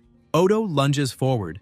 Ning shouts for her bird to dodge, and the boomerang grazes past. Rui appears behind her, covers her mouth, and says she dodged well, but now she can't give commands to her fiery magic bird anymore. Unlike ordinary beasts, humanoid ones possess higher intelligence and can act of their own will, using the enemy's commands as distractions. Odo grabs the bird's wings, and Shu comments that before eliminating her, he'll enjoy the situation a bit. Elsewhere in the forest, the protagonist checks the remaining time. He has 40 points. The rock ghost has just taken down a boar. Lin notices something, and the system notifies him that a big-mouthed monster is devouring a huge clawed ape. Xiang observes and says those points look easy, so they shouldn't hold back. He's at 60 points when someone calls out to him. Ze greets him and Xiang recognizes him, saying they met at the cafe. The protagonist confirms, thinking that guy probably still doesn't know his identity. Since he holds a lot of information, perhaps he can take advantage of it. Xiang looks at the creature and says it's amazing, asking if it's a rare beast and why he's never seen one like it. He thinks that this boy isn't the one who cleared the higher difficulty, since, according to reports, the real one used an ice-type beast. Lin replies that his isn't rare, just an ordinary grade D beast evolved to stage 2. Zhou remarks that then he must take a closer look at that big-mouthed, rare, strange monster, already upgraded to rank 2, stage 7. Ze praises him and Xiang proposes a partnership, saying that if they work together, he guarantees they'll make it into the top 10. The protagonist happily agrees, thinking it's perfect, while Zhou thinks the boy's a fool, willing to help him rack up points, and once he's no longer useful, he'll just eliminate him and take them all. Deeper in the forest, Guan grabs Shu's arm and slams him to the ground. Rui feels a sharp pain, eyes widening as he senses her overwhelming energy. Ning says that last time her brother acted before she could, and asks if he thinks she'll let him go so easily. The fiery magic bird unleashes mana toward Odo, and Zhu screams for help. But Odo trembles before the bird's crushing energy and flees in terror. Rui yells for the beast to come back, but Odo doesn't even listen, running away in panic, and Guan comments that it seems the creature has a will of its own, which is never a good sign. Desperate, Shu pleads that she not hit where her brother did last time. Moments later, in the same place, Rui lets out a scream of pain. Ning checks her score panel and notices her points have increased, realizing Zhu's points have been added to hers. On the ranking board, Lai Peng is in first place, Guo second, Lu Gong third, Ning fourth, and Zhou fifth. The teacher observes and thinks that contrary to his expectations, this batch of candidates isn't so bad. Within less than an hour, someone already surpassed the 100-point mark. In the middle of the forest, Yun walks and comes across a striped tiger, a fierce beast, rank 3, stage 1. Li Peng stands beside his pet, a poisonous ivy demon, plant type, rank 3, stage 3. The tiger charges to attack, but the demon reacts first, launching its tendrils. The tiger lifts it and tries to swallow it whole, but Yun tells her beast to stop playing around. It's time for the next match. Suddenly, the tiger's eyes widen as it senses an abnormal energy, and it instantly bursts into a cloud of blood.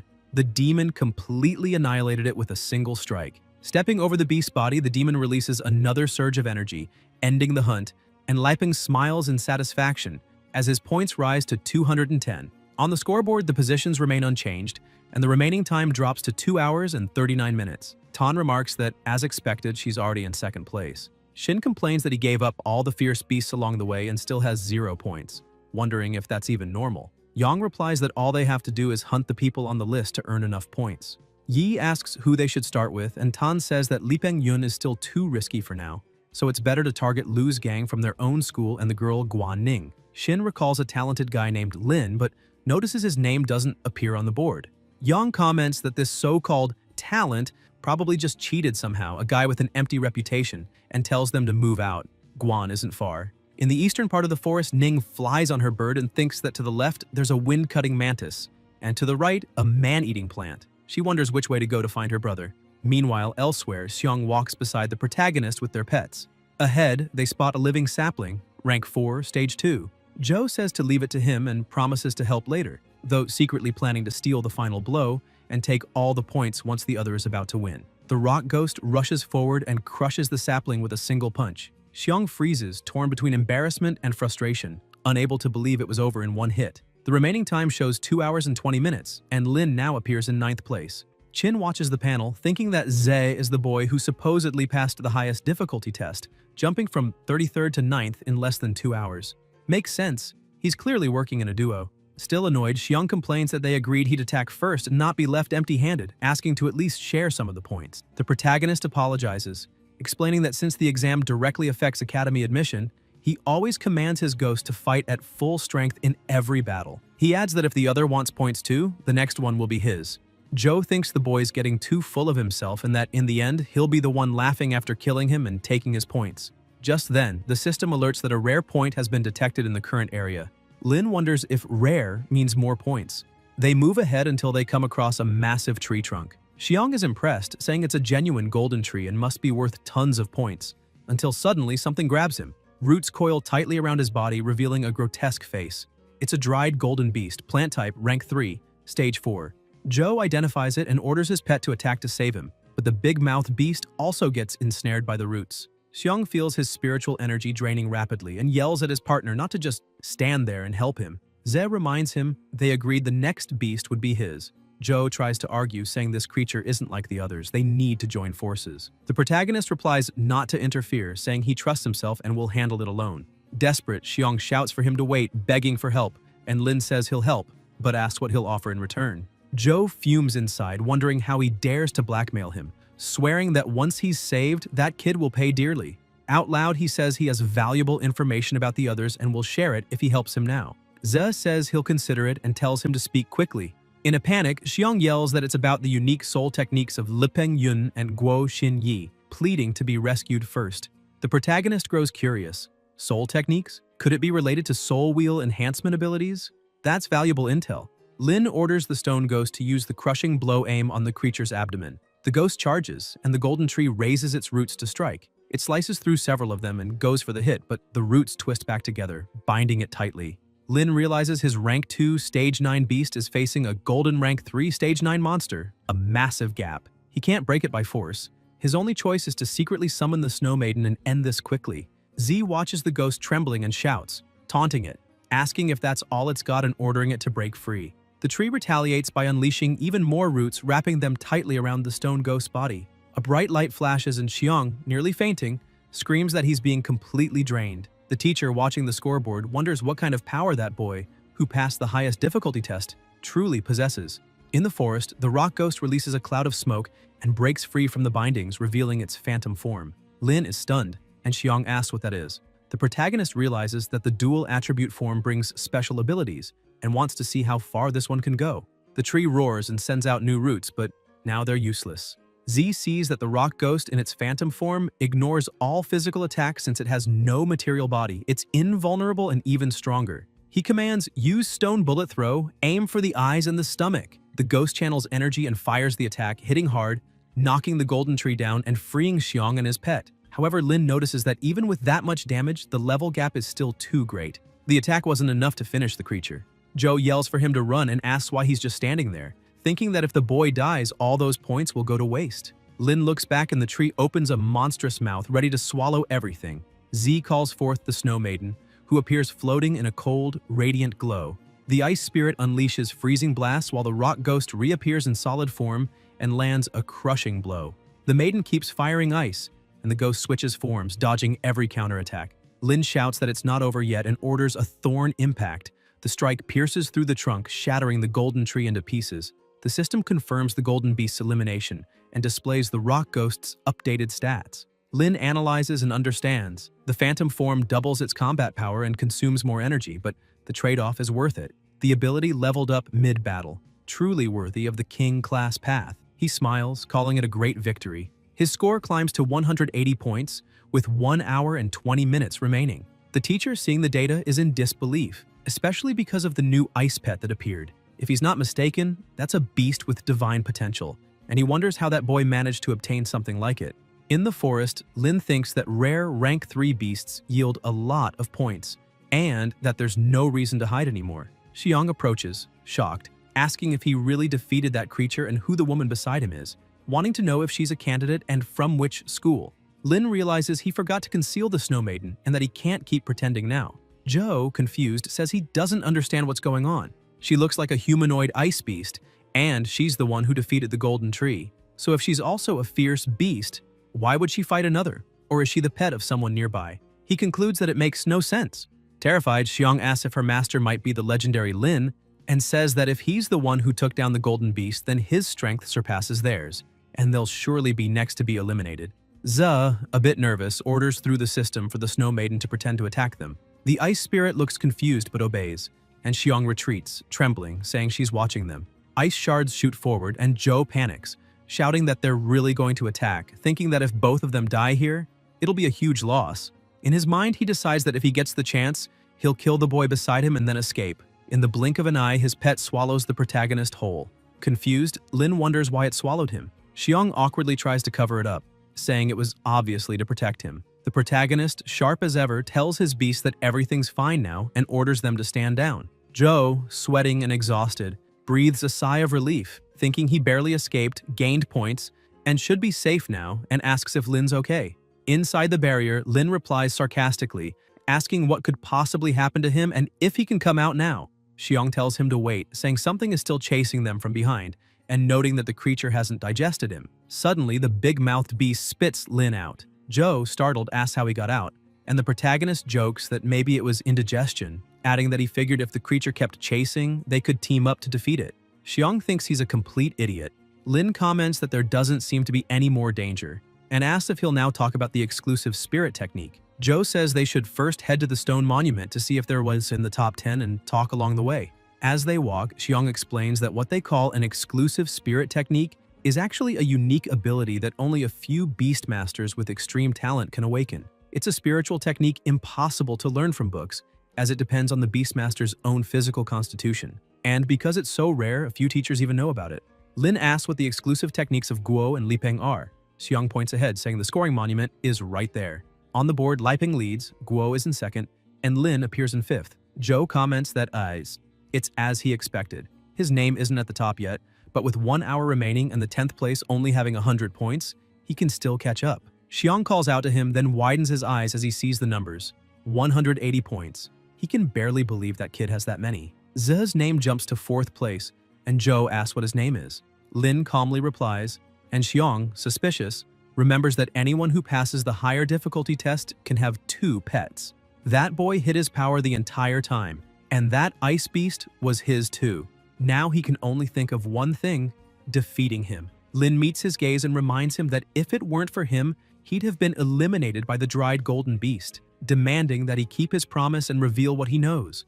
Joe refuses, telling him not to dream of it, and orders his big-mouthed beast to crush him. The stone ghost charges, the snow maiden is summoned and takes an offensive stance, and Xiong collapses to the ground in fear. Lin coldly says that even if his points aren't many, they're still worth as much as a rare rank 3 beast, so he'll gladly take them. Joe screams in desperation, begging to be spared and promising to talk, but Lin smiles and says he's changed his mind. After all, whatever exclusive spirit techniques they have are useless to him since none of them are his equal.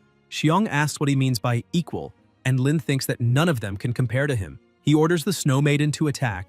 Joe screams, but before the strike lands, a blast of energy pierces through him. Lipeng appears, striking him down and saying he's been waiting for Ze for a long time. Xiong shouts for him to watch out for the ice beast, and Lin thinks he hadn't expected to run into that guy here, but it seems it's time to settle what was left unfinished.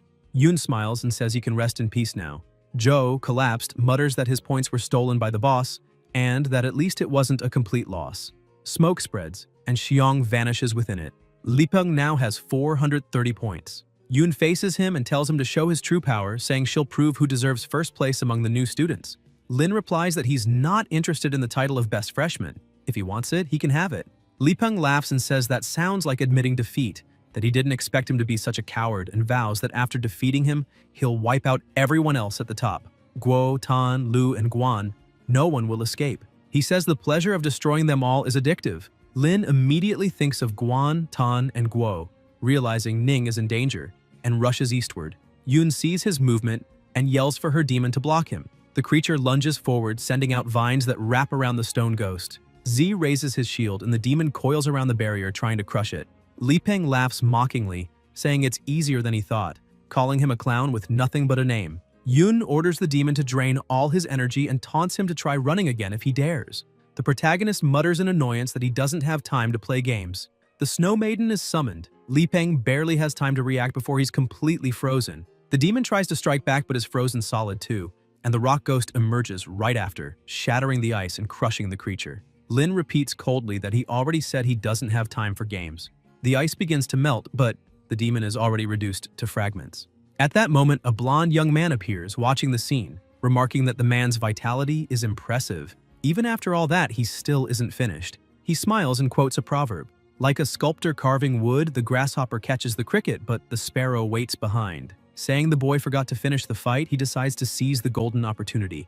It's Lu Gong from the rival group. He declares that from now on, Lipeng's points will be his. His pet is an iron-armored dragon, rank 2, stage 9, and Lu orders it to attack Yun directly. He figures Lipeng's beast might have a revival ability, so to avoid risks, he must eliminate the master first. The dragon charges and strikes Lipeng's frozen body, and Lu remarks that, after all, luck is also a form of strength.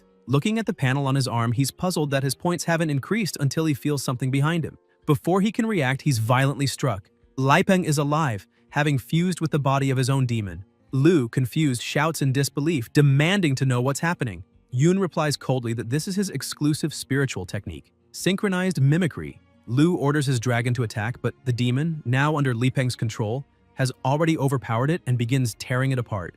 Meanwhile, Lin moves swiftly through the trees, thinking that if Guo or Tan dare lay a hand on his sister, none of them will leave alive. On the other side of the forest, 3 people watch. Jin with his young steel-scale dragon, rank 2, stage 8, Guan trapped inside a water barrier, and Tan beside her with his necromancer beast, rank 3, stage 2, a water-type ghost spirit. Yang comments that the necromancer's water prison can't be broken from within, and that if they leave her trapped there, they can take Guan's points, giving the necromancer the chance to become the new class leader. Yi teases, asking if it's because the girl's too pretty and he can't bring himself to attack her. But Tan answers coldly that he has no interest in other women. Shin suggests patience, saying they should wait a little longer before making a move. Yang asks what they're waiting for, and Yi thinks they're just waiting for the big fish to take the bait. A sound cuts through the air, something approaches fast. Tan reacts immediately, activating his water shield as the young dragon counterattacks. Lin bursts into view, shouting their names and demanding they release Guan at once. Shin widens his eyes upon seeing 2 beasts at Lin's side, and Guan, still trapped, is shocked, but quickly refocuses, warning him to be careful since the enemies are strong. Lin assures her he'll save her right now. Yang asks if he's the guy who passed the super difficulty test, and Yi confirms, saying it makes sense. She sensed something unusual about him from the start. Tan remarks that they'll see how strong he really is once they fight, and Shin warns that this man isn't ordinary. Yang declares that if they defeat him and take his points, they'll be the new class leaders, and if they lose, they'll just collect what's left afterward. Tan orders his necromancer to trap him, and the creature summons a prison of water around him. Z moves his hand, releasing a soul force impact, and Tan's eyes widen in shock at its power. The rock ghost charges, but Yang raises a water pillar, trapping it again inside the prison, shouting for everyone to focus on one target first. Lin activates the ghost spirit form, allowing his beast to break free and launch an earthen spike toward the enemies. The necromancer responds by shifting into its spiritual form as well. Tan laughs, saying his necromancer is also a ghost-type spirit, immune to physical attacks. Shin warns him to look behind, and Yang is struck by a direct blow. The stone ghost approaches, creating a spiritual clone, and Lin remarks it's a pity. They aren't immune to spiritual attacks. Enraged, Tan orders the necromancer to use Spirit Seal of Termination. The seal activates with a deafening hum, and Z frowns, thinking this guy is really annoying. He commands the Snow Maiden to join the fight and orders the necromancer to revert to its normal form or be destroyed. Yang laughs arrogantly, saying so this is the genius everyone talks about, and that's all he's got? The protagonist tells him to shut up and says now he'll show his true power. Shin's eyes widen as a brilliant light bursts forth, and Yi remarks that this man clearly isn't someone they can handle. If they keep fighting, they'll be eliminated. Shin tells her to wait a moment. Maybe they can still negotiate. Lin asks, negotiate? And Yi nods, saying they'll all make it into the top 10 anyway, so there's no reason to keep fighting. They'll soon be classmates. The Snow Maiden raises her hand to strike, and Shin orders his partner to free the girl immediately. Tan warns that if they're allowed to join forces, things will get even worse for them. Yi agrees, and Yang concedes, saying fine, she's the leader, and cancels the water prison. Guan is freed along with her bird and thanks her brother for saving her. Z tells her not to worry. As long as he's there, no one will dare touch her, and adds that even if they're eliminated, he can still save his sister, so her offer doesn't satisfy him. Tan grows irritated, saying everyone's ganging up on him. Shin offers something more appealing, an exclusive spiritual technique that can use his sensitivity to help Lin unlock a unique ability. The protagonist admits that's a very tempting offer. Yang protests that there's no need to help that fool. But then Tan notices something and his eyes widen. Yi smiles, and a voice declares that they should count him in too. Lin realizes the other one is still alive. Lipeng states that everyone has gathered at the perfect moment, and now he can get rid of them all at once. Yang retorts that it'll be one by one. This is starting to disgust him. Shin suggests they join forces to claim first place. Z thinks the situation is getting out of control. 10 minutes remain. The professor, fearing the loss of potential talents, decides to intervene and gives them 10 minutes to calm down. Yang asks if his partner isn't going to help the boy and suggests using Lipeng to hold him back while they escape. Yi apologizes, saying she really wants to help, and Tan speculates that maybe the girl has a crush on him, promising to get everyone out. Yoon orders them to fight already until a voice interrupts, saying there's no need to fight anymore. They've been accepted, but will face a special, challenging mission. A portal opens and 4 people step out along with the other adventurers. A voice explains that their abilities far surpass those of the new recruits and that they must now show their limits. These 4 are second-year students of intermediate level who will fight them. If any freshman wins, they'll receive a unique baptism. If they lose, their admission will stand. Guan protests that it's unfair, they aren't officially freshmen yet, and reminds them they've already gone through 50 battles with their pets exhausted. The protagonist calls for everyone to come to him. Lipeng comments that since he couldn't eliminate him, they'll be classmates soon and have plenty of chances to fight later. Tan curses him and says they should first survive the match against the second years. Shin asks if they're allies now and smiles, while Ning still hesitates. Lin thinks about the baptism reward. It boosts both physical strength and soul power. He notes they sent 4 opponents against 5 freshmen, probably underestimating them, and says that if Yi wants to ally with them, she'll have to join his sister and face one of the second years together. Both girls agree to fight alongside him. Zeb places his hand on his partner's head and decides to take on one of the second years alone. If the others pair up, they'll have a better chance of victory. Z asks if they've decided who will fight him, and Lin replies that if they all want to attack together, he can handle it. Tan asks to let his necromancer be the one to fight, seeing it as a chance to prove himself against Guo. Tao praises his courage but warns him not to make reckless attacks. Z summons his wind-slicing mantis, an insect-type beast. Man shows interest in Yun and calls her as her opponent. Lipeng laughs, saying he won't hold back just because she's a woman. Man summons her Thunder Lion, rank 3, stage 9, and demands that they give it everything they've got. Shin observes that among the remaining ones, the girl seems relatively weaker.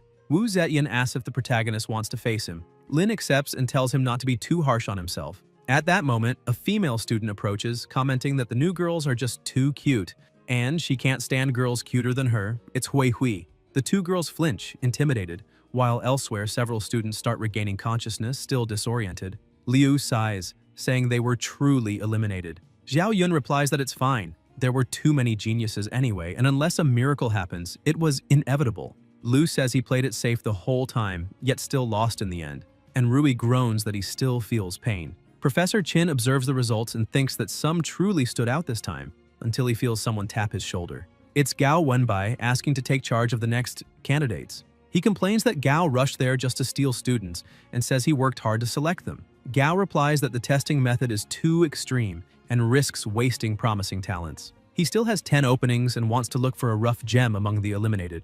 Chin agrees, saying he can handle that. Wenbai then announces good news to those who didn't make the top 10. There are still 10 spots left and anyone who passes his test will be accepted. The students cheer up and Lu smiles, saying it looks like a miracle really happened, promising to try even harder to reach the top 10. Lu declares he won't miss the chance this time. Meanwhile, in the forest, Tan falls to his knees after taking a hit, admitting in frustration that the difference in level is absurd. Z simply says he lost. Elsewhere, Man keeps attacking Lipeng, praising his endurance but declaring it's over. If she continues, it'll just turn into an execution. Lipeng, still fused with the demon, doesn't react, and Man asks if he can even hear her anymore. Watching from afar, Hui comments sarcastically that this is what they call a genius, and that at this academy, geniuses are the one thing they'll never run out of. Beside her stands a humanoid berserker beast, rank 3, stage 7. Hui laughs and says that the time they waste on makeup would be better spent on training, asking if the freshmen understand the lesson now. The 2 professors observe the battle. Gao remarks that he disagrees with this kind of method. One-sided oppression only serves to break the newcomer's confidence. Chin replies that he does it deliberately to keep their egos in check because if they enter the academy believing they're invincible, they'll soon forget that there's always someone stronger. Wenbai laughs and notes that it seems there's at least one student who doesn't crumble under such methods. In the forest, Wu struggles to fight back, but his warhorse beast is frozen solid. Stunned, he mutters that it's impossible while Lin, standing before him, declares the battle over. He, watching, says witnessing that was truly rewarding. He hadn't seen so many geniuses gathered together in ages. It felt like watching the youth of the legendary 8 prodigies of the Federation. Gao adds that even at their age, not even those 8 prodigies possessed such terrifying power, and he reveals the boy's name, Lin. He requests that Lin be assigned to his class as soon as possible. Chin protests that it isn't fair since the top 10 must be distributed according to the rules. The system issues a notification. Blazing Warhorse defeated. Zetian admits defeat. Guan cheers excitedly that her brother won, calling him incredible. Shin admits he's surprised by his strength and Tan, though defeated, promises to turn his frustration into motivation once he returns. Z remarks, astonished, that Lin went easy on a freshman who hasn't even enrolled yet and still beat a second-year student. Lin replies that he has nothing to prove and asks if they still want to keep training. Tao snaps back that they shouldn't think they can be underestimated just because he used a trick to win, and Ze asks sarcastically if all three plan to attack at once. Z's mantis lunges forward, but the rock ghost intercepts the strike with full force. The professors intervene, saying that's enough. Tao was never a match for him to begin with. If the fight continued, the seniors would lose all credibility, and that Lin would only gain more enemies. Qin officially declares the test over. The only one who passed is Ze. The others also performed well, and it's believed they'll grow greatly once they enter Jiangning Academy. Z tells Lin they'll settle this once he's officially enrolled. Lin smiles and says there's no need to fight, it's already clear who's the best. Tao shouts for him to watch his back, swearing he won't forget this. The seniors vanish. Soon after, the system notifies, baptism reward granted. Lin's spiritual power rises to 1080. A voice congratulates him on his official admission to Jiangning Academy. The system updates again. Baptism complete. Plus 500 achievement points, total 1180. The rock ghost's growth increases to 33%, and the snow maiden's rises to 12%. When he returns with the others, the students surround him, amazed, saying he's truly powerful. So that's what someone who cleared the highest difficulty looks like. Z thinks that every time this atmosphere arises, it feels strangely familiar, until he feels someone touch him. It's Shin, who says he can sense that Lin's ghost beast still has a completely sealed form. The protagonist asks if that's true, and Yi confirms, even mentioning that she knows how to activate his exclusive soul technique, telling him to find her after the exam if he wants to learn more. Lin is taken aback, and Qin announces that the students who ranked in the top 10 are officially admitted, and that he will now name the best freshman of the year, Li Peng Yun, asking everyone to applaud. People clap, but confused, murmuring that something isn't right. How could it be him? Li Peng thinks that guy clearly outperformed him and feels humiliated. Gao comments that Lin deserves the first place title more and asks if this isn't unfair. He replies that they can't bet everything on one person and that the rules are clear. First place is determined by score. Wenbai informs everyone that those who participated in the resurrection trial and those in the top 10 may now leave and await the entrance ceremony in 10 days. Guan tells her friends not to worry, believing they can all pass the resurrection trial if they give their best. On the other side, Xiong approaches, saying his information wasn't that great, but that he saw Lin's fight against the second year and found it incredible having a proposal. The protagonist asks what he wants, and Zhou replies by asking if he can become his subordinate. Lin is baffled, not understanding, and Xiong says his respect for him overflows like an endless river. Lin apologizes, saying he doesn't accept subordinates. And besides, he's not even officially enrolled yet. Zhou insists he'll definitely pass and asks him to wait. Li Peng watches from afar. Elsewhere, a cheerful voice suggests celebrating their success in the test and their official admission to Jiangning Academy, proposing they enjoy a full day in the city. Ze agrees, saying 4 hours of battle were exhausting and they need to relax. Guan suggests staying in the city for the night and returning tomorrow, and the protagonist agrees. Ning smiles, but then they all suddenly notice something and check their phones. Lin realizes he spent all his previous money buying upgrade materials for his stubborn rock ghost and now has only 300 yuan left. Ning asks what's wrong and suggests they eat first. At the premium restaurant, a sign allows dining with contracted beasts, leaving Z puzzled to see such a place. Guan comments that she's wanted to come there for a long time, and that they should summon their beasts too. They fought all day and deserve a good meal. And Lin agrees. Ning is amazed when she sees the Snow Maiden, saying that last time she looked like a little girl, but now she's beautiful, asking how he managed that. Lin replies that maybe it's because of his high compatibility with his contracted beast and thinks the whole system thing is too long to explain now. He'll tell Guan later when he has time. For now, the important thing is to enjoy the meal. Ning says he's amazing and that she wants him to teach her tonight as she starts placing the order. They look through the menu and Z is shocked by the prices. The rock ghost seems excited. The Snow Maiden strokes Guan's bird and the waitress asks if they've decided what to order. Guan orders for everyone. 5 minutes later, the feast arrives and everyone is thrilled. After eating, the rock ghost looks satisfied and the protagonist wonders what to do next. The waitress informs them the total is 37,000 yuan and asks how he'd like to pay. Guan steps forward, saying to leave it to her since she's been saving some secret money.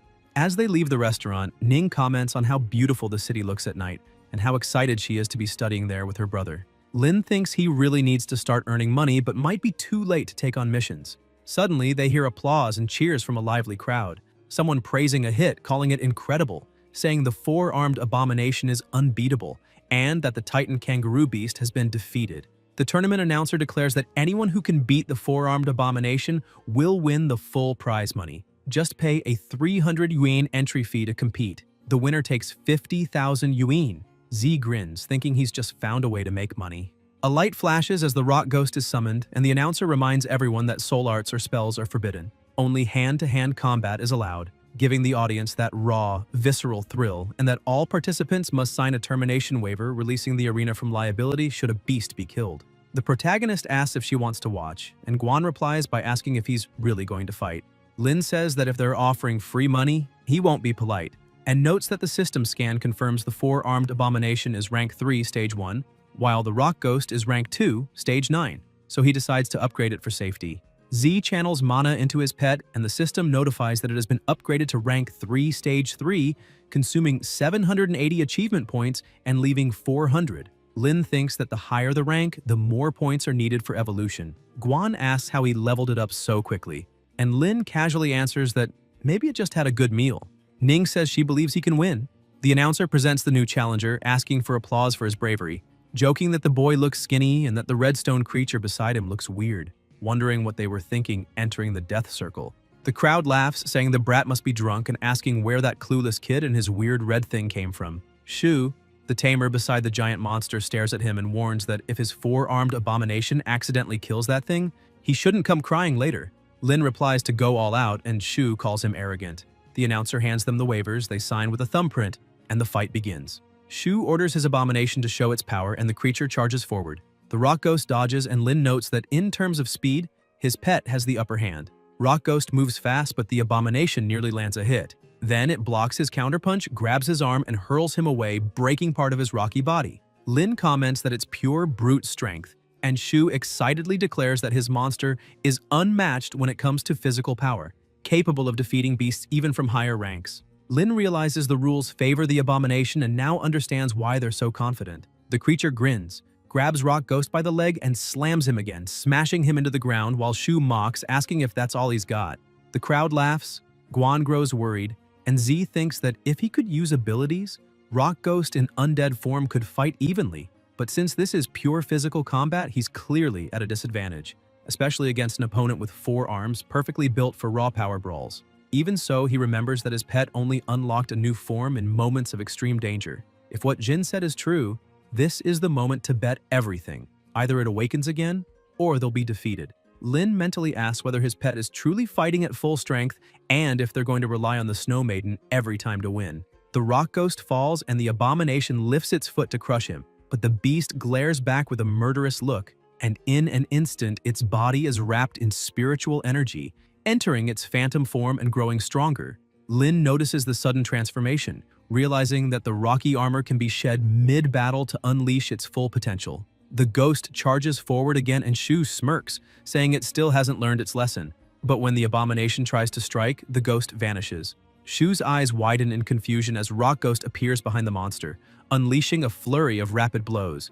The abomination tries to counter, but its attacks pass harmlessly through the ghost's ethereal body, which keeps striking with deadly precision and a sinister grin. Lin orders it to finish him, and Rock Ghost activates Lightning Charge, dashing forward at blinding speed and colliding with the enemy in a devastating impact, completely destroying it.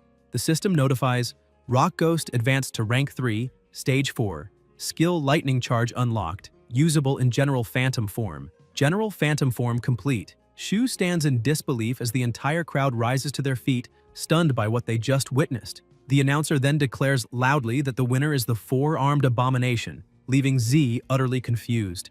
The audience erupts in boos, shouting that it's absurd. The boy simply fought back and didn't cheat. The announcer justifies the ruling by saying that, according to the rules, the contestant's pet used a spell-type ability, which invalidates the victory. The crowd protests, shouting that the ghost merely changed form. It was defending with its own armor, and that can't be considered a spell. Guan gets angry, saying that's obviously unfair. Shu takes an aggressive stance, mocking him and telling the boy not to think he can take money that easily with cheap tricks. Lin stares him down and says he has a new proposal. He admits defeat in the beast battle, but challenges him to a second fight, a one-on-one physical match between the two of them. If he wins, the prize money is his. Shu's eyes widen, asking if he's seriously saying he wants to fight him personally. The announcer, shocked, exclaims that this is unbelievable. The challenger wants a real hand-to-hand fight between humans. The crowd goes wild, cheering that they want to see it, and someone excitedly shouts that he's about to face none other than the former professional kickboxing champion, Barebone. The protagonist remarks that this is far more exciting than a pet duel, while the rock ghost lowers its head and Lin declares he's already won, saying now it's his turn. The stone ghost looks at him silently and Shu stands confidently, ready for the fight. The announcer observes that he's the first in history to dare challenge Barebone himself, admiring his courage for stirring things up, and adds that if he wins, he'll not only take the cash prize, but also teach the former champion a lesson. From the sidelines, Guan watches closely. Shu takes his stance, declaring they're going to have some fun. Elsewhere, a voice asks if she's fallen for that boy. Shin replies, asking what's wrong with that, and reminds them she's already said she only sees him as a brother. Tan retorts that what happened to him was worse than whatever that brat's been through, and besides, she doesn't even know the guy properly. He doesn't want her getting hurt. Yi answers coldly that she decides her own business, and that he should just go back and rest. She walks away as Yang mutters that he'll surpass that kid no matter what. Suddenly, someone screams for help. It's a girl about to be devoured by a monster, her pet already defeated. It's a Blazehound, Flame type, level 1, stage 2. Tan strikes the monster hard, shouting for it to get out of the way, and the creature is flung backward. Yang rushes to the girl, asking if she's okay and where that beast came from. Then, a distant voice asks what kind of ferocious beasts exist in this world. A hooded man drops to the ground, and Tan demands to know who he is and whether that monster belongs to him. The stranger replies that these so-called ferocious beasts are simply beings labeled as evil, asking if it's truly right to exploit pets, questioning who decided such a thing. Yang asks what he's trying to say, and the man explains that pet beasts live far longer than humans. Yet because of the loyalty expected from them, some refuse to submit to new masters after their owner's death, wandering alone for years, uncared for, until they're branded as wild and dangerous. Tan summons his necromancer and tells him to stop spouting nonsense, warning that if he's manipulating these creatures to hurt people, he won't allow it. The hooded man calls him Tan Yang, surprising him, and Yang demands to know if he knows his grandfather's name and why he doesn't just surrender, saying he'll drag him to the Beastmaster Association for punishment. The monster steps forward, but the hooded man orders it to back down. A strange energy surrounds the fallen beast as swirling colors engulf it. It begins to scream, transforming into something much larger and more powerful. The man says that, in fact, he had planned to find them himself, but since they came to him, it now depends on how much value they have. The massive beast roars ferociously before them. Meanwhile, Shin walks closer to a crowd shouting encouragement, telling someone to finish that brat and show what they're made of. She's shocked to see the protagonist in the arena and cheers loudly, yelling that he can do it. Guan notices her presence and quietly watches. Shu flexes his muscles and starts boasting. In year 3241, he won his first wrestling championship at the Pyeonship in Gangsia City. In 3243, he defeated heavyweight Lei Long from Sakura Country in Jiping City. Afterward, he became a 3-time consecutive champion in Jiangning. Lin analyzes mentally and concludes that the average person's constitution score ranges between 2 and 4, but that man's must be between 4 and 8. Shu assumes most people would be trembling just hearing his record and wonders why that brat doesn't even flinch, saying that to avoid being accused of bullying him, he'll let the kid strike first. He'll even let him land a hit. The announcer comments that since he's giving the first move, he should go ahead, but warns him to be careful not to break his hand. Shu, confident, draws everyone's attention to himself, while Z warns that he won't hold back. In an instant, Shu takes a direct punch to the face and is hurled backward, crashing to the ground. The crowd falls silent, stunned by the power of a single blow. The announcer, speechless, mutters, asking what just happened, then concludes that Shu was defeated with just one punch. Shin and Guan cheer excitedly, but then glance at each other and quickly look away. The announcer tries to announce the result, claiming Lin struck first and broke the rules. But when Ze fixes him with a murderous stare, his hand still resting on his head, the announcer falters and quickly corrects himself, loudly declaring that the young man broke no rules and that the true winner is him. The protagonist receives 50,000 yuan and thinks that now, finally, he can afford to stay in a hotel for the night.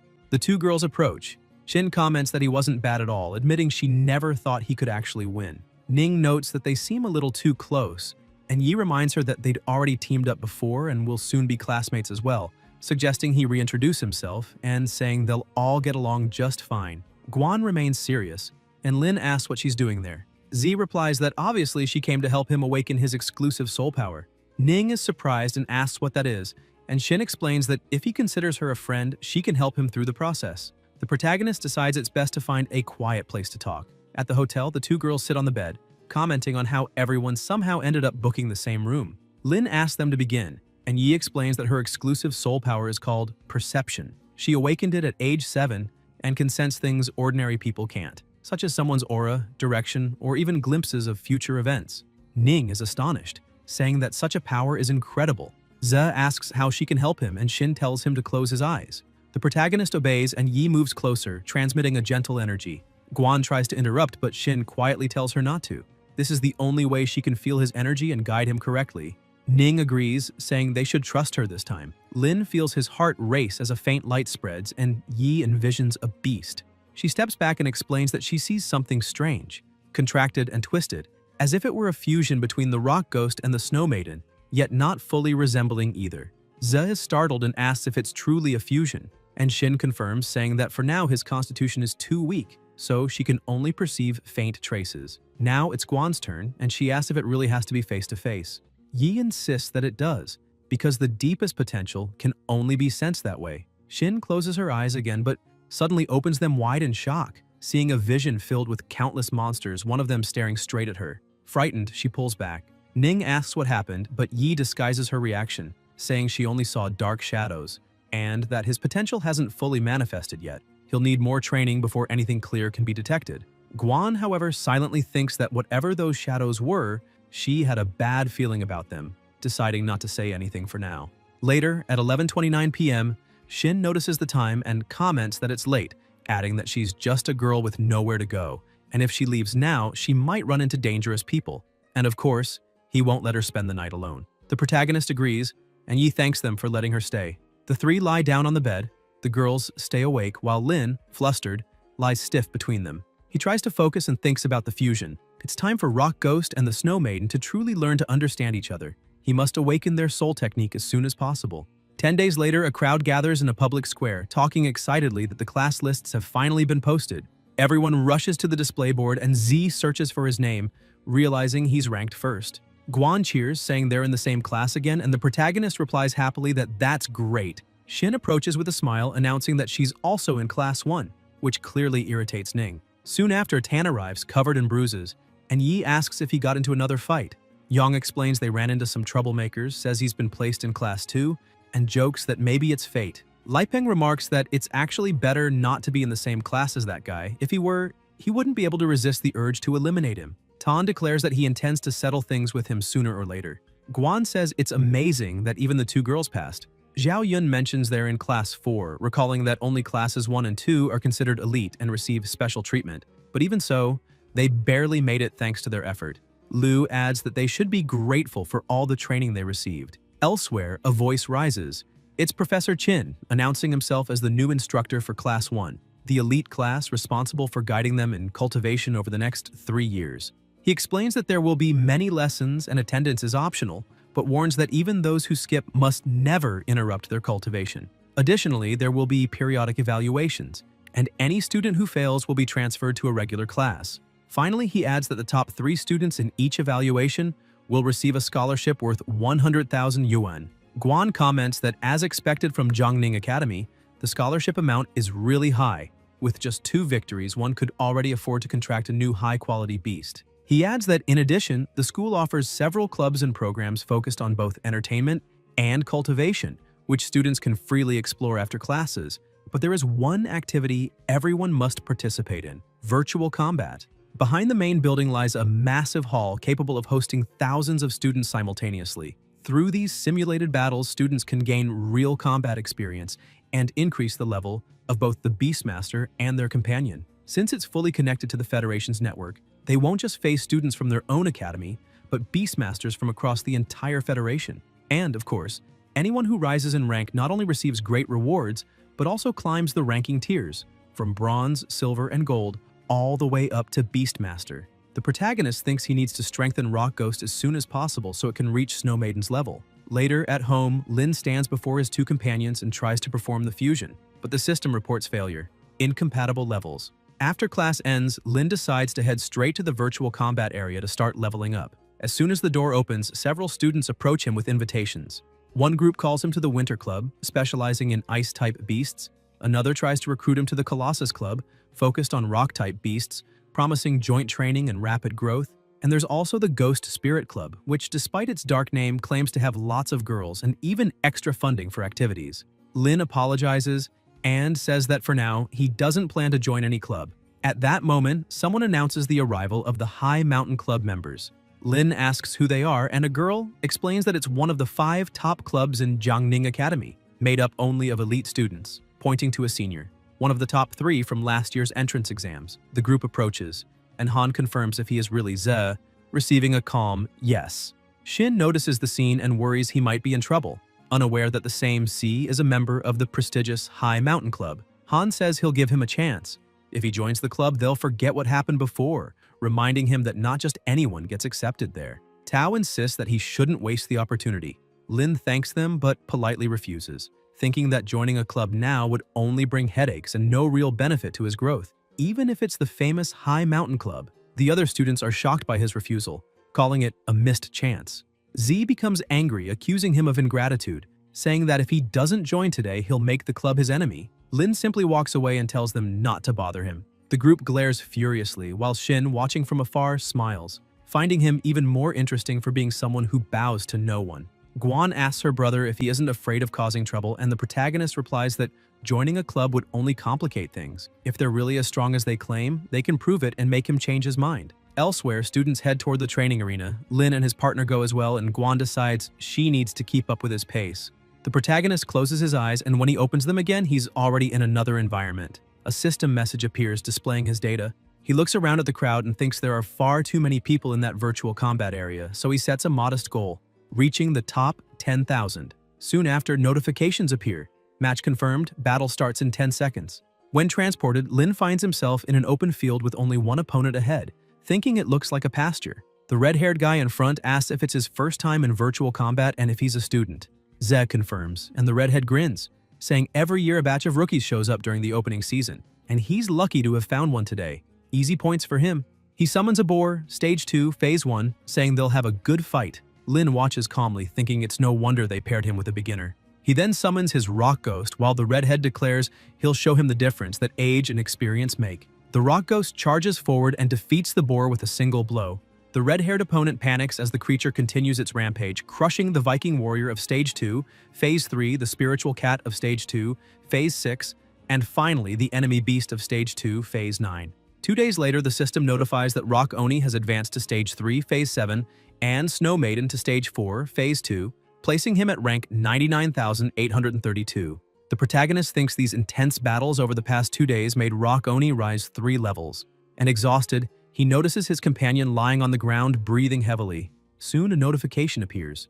The ultra-talented rookie has reached the top 100,000 in just 3 days. Students react in shock, calling him a real boss, saying no one can beat him since his win rate is 100%. Anyone who faces him is instantly defeated. Guan asks when he woke up. Li Peng approaches, recognizes him, and asks if he isn't the top freshman, praising his effort for still fighting at this hour. He then mocks him, bragging that he reached the top 150,000 in only 3 days. Guan checks her phone and announces that her brother has already broken into the top 100,000, just seeing the update. Li Peng freezes in disbelief. Elsewhere, Ning comments that her ranking is around 180,000 and that no matter how hard she tries, it's hard to climb further. She considers contracting another pet and asks if he has any recommendations. Ze is surprised and asks when she gained the qualification for a second contract. Ning reminds him she's the only one in the class who passed the advanced difficulty exam. The protagonist laughs and says he remembers, just teasing, then asks if she's already decided on the second beast. Guan replies not yet, explaining she must consider growth potential, rarity, and compatibility with her flame wing bird. Lin tells her not to worry since he now has some experience choosing beasts and will help her find one with hidden evolution. Ning gets excited and suggests they go together to the pet shop over the weekend. From a distance, Shin watches the two talking. Guan says goodbye and Yi approaches, commenting that they seem very close, inseparable, always training, studying, and even eating together, asking what exactly their relationship is. Ze replies that if there's nothing else, he'll go rest. Shin grabs his hands and warns that something might happen soon. Tan was attacked by a mysterious person, and from his memories, it seems all candidates from the trials are being hunted. The protagonist asks who it is and what this person wants. Yi answers that she doesn't know, only that they're extremely strong and possess a soul art capable of demonizing beasts. She asks him to be careful. Lin thanks her and walks away while Shin lowers her head, thoughtful, feeling this might be connected to the dark vision she had of Guan and to a disturbing premonition about herself. Later, Z decides to train again, focused on reaching the top 10,000. His ranking rises quickly, hitting 10,002. Far away, the hooded man observes Lin's data on a laptop, commenting that he's interesting and concluding that it's time to test him. Moments later, Ze enters a new match and faces a masked opponent. He jokes that he didn't know wearing masks had become trendy in combat. The masked man says nothing, simply summoning two beasts, a turtle and a dragonfish, remarking that he's not the only one with the two familiars. Lin summons his rock ghost and snow maiden, saying it's fair, 2 versus 2. Observing their levels, he notes their stage 4 beasts and thinks that anyone within the top 10,000 is truly strong. He can't even imagine how powerful the top 10 must be. The masked man says he knows him and never expected him to climb so high so quickly. He claims the previous opponents were all weak, and that only by defeating him can he prove himself a true elite worthy of working by his side. Z glares and tells him not to speak for others without consent, ending the talk and declaring it's time to fight. The masked man smiles and says he'll show him there's always a sky above another sky and someone stronger somewhere else. The dragonfish unleashes its power, but the ice spirit counters with a freezing wave, immobilizing it completely, and the rock ghost charges in right after, shattering the ice and defeating the enemy with one devastating strike. The turtle releases its powers and the rock ghost senses the threat, shifting into its spiritual form. The turtle morphs into a war chariot and charges forward. The ice maiden raises the Tamer's shield, blocking the impact, and the turtle crashes violently. At that instant, the ice maiden feels something strange. The dragonfish beside them conjures a whirlpool of water, while the rock ghost counters with earth spike, shattering the turtle into pieces. The ice maiden watches and releases her power, unleashing an icy explosion that freezes part of the creature's body. The masked opponent remarks that it's not bad at all and admits that Lin truly has skill. The protagonist thinks that, although he currently holds the advantage, the coordination between the two enemy beasts is excellent, realizing he must strengthen the synergy between Snow Maiden and Rock Ghost if he wants to face opponents like this in the future. The masked man smiles and says the real battle starts now. The dragonfish sprays water over the turtle, creating a thick layer of mud, and both activate a joint technique, water-earth reinforcement. Lin is astonished, thinking he's never heard of such a thing and finding it impressive to see a combo like that. The turtle charges again, the pressure increasing, and the rock ghost braces itself. Z clenches his fist and activates Extreme Ice Domain. The Ice Maiden unleashes a freezing torrent, turning the battlefield into a sea of ice. Lin takes the opening, rushes forward, and strikes the turtle with full force, but it withstands the blow without a single scratch. The masked man laughs, saying the spiked shell turtle's defense is unparalleled, that the frozen mud is now as hard as steel, and that Lin still has much to learn. The dragonfish releases a jet of boiling water, and Lin, surprised, thinks that the fish can even attack with heated water. He realizes he won't be able to use Extreme Ice Domain again anytime soon. As the attack comes, Lin steps in front of the Ice Maiden, blocking the blow with his own body. The masked man watches him and says calmly that he's passed.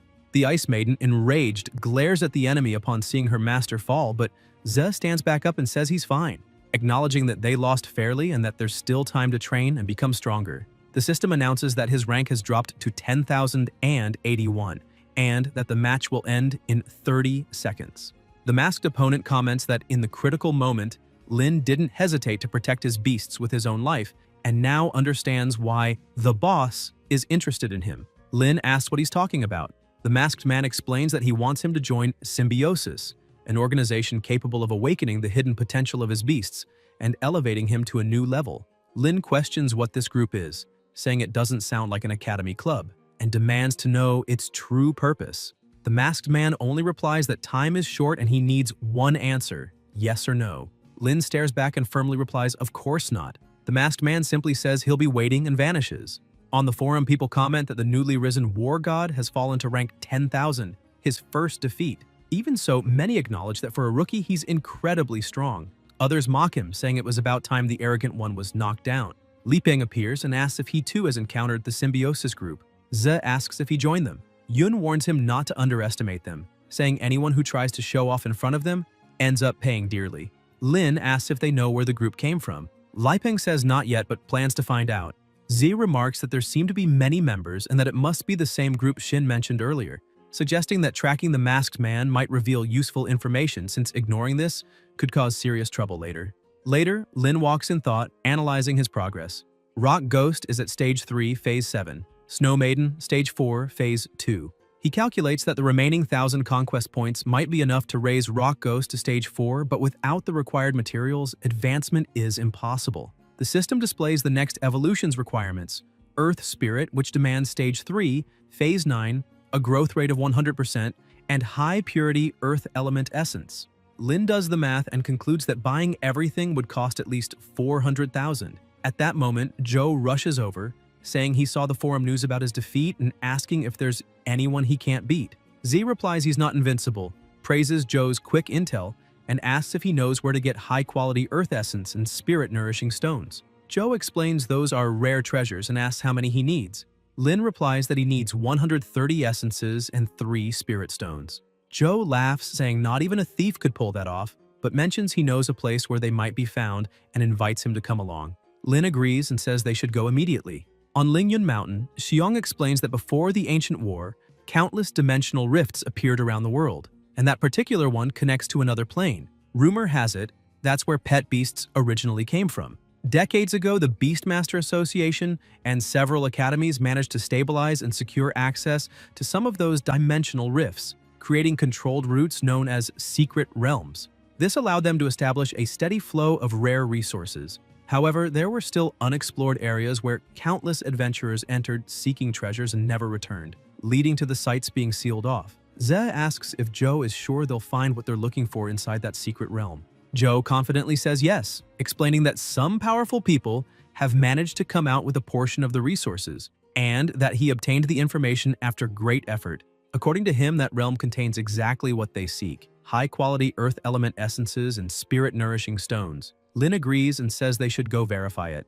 They approach the entrance and Xiong tries to make him reconsider, warning that if anything goes wrong in there, they might never make it out. Ze replies that as long as they get the 2 materials, the risk is worth it, and if he's scared, he can turn back. Joe laughs, saying he gathered all this information precisely for this moment and believes they'll leave rich. The 2 enter the cavern. Nervous, Xiong summons his monster, which begins devouring some scattered crystals on the ground. Joe comments that they're low-grade crystals used to enhance low-level Earth-type beasts.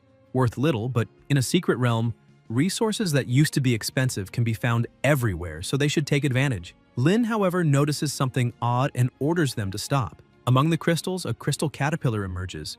Rock-type, rank 2, stage 4. He observes curiously, wondering if materials truly grow within other creatures, realizing that evolution materials might actually be parts of these beasts themselves. He decides to face it. The big-mouthed monster charges forward and swallows the caterpillar whole. Joe, confident, says not to underestimate his pet and that now it's just a matter of digestion. But soon Bokinha spits the caterpillar back out onto the ground. Xiong interprets, saying the monster is complaining that it's too hard to chew. Zhao wonders if he can actually understand beast language. The caterpillar emits strange sounds and they realize more are approaching.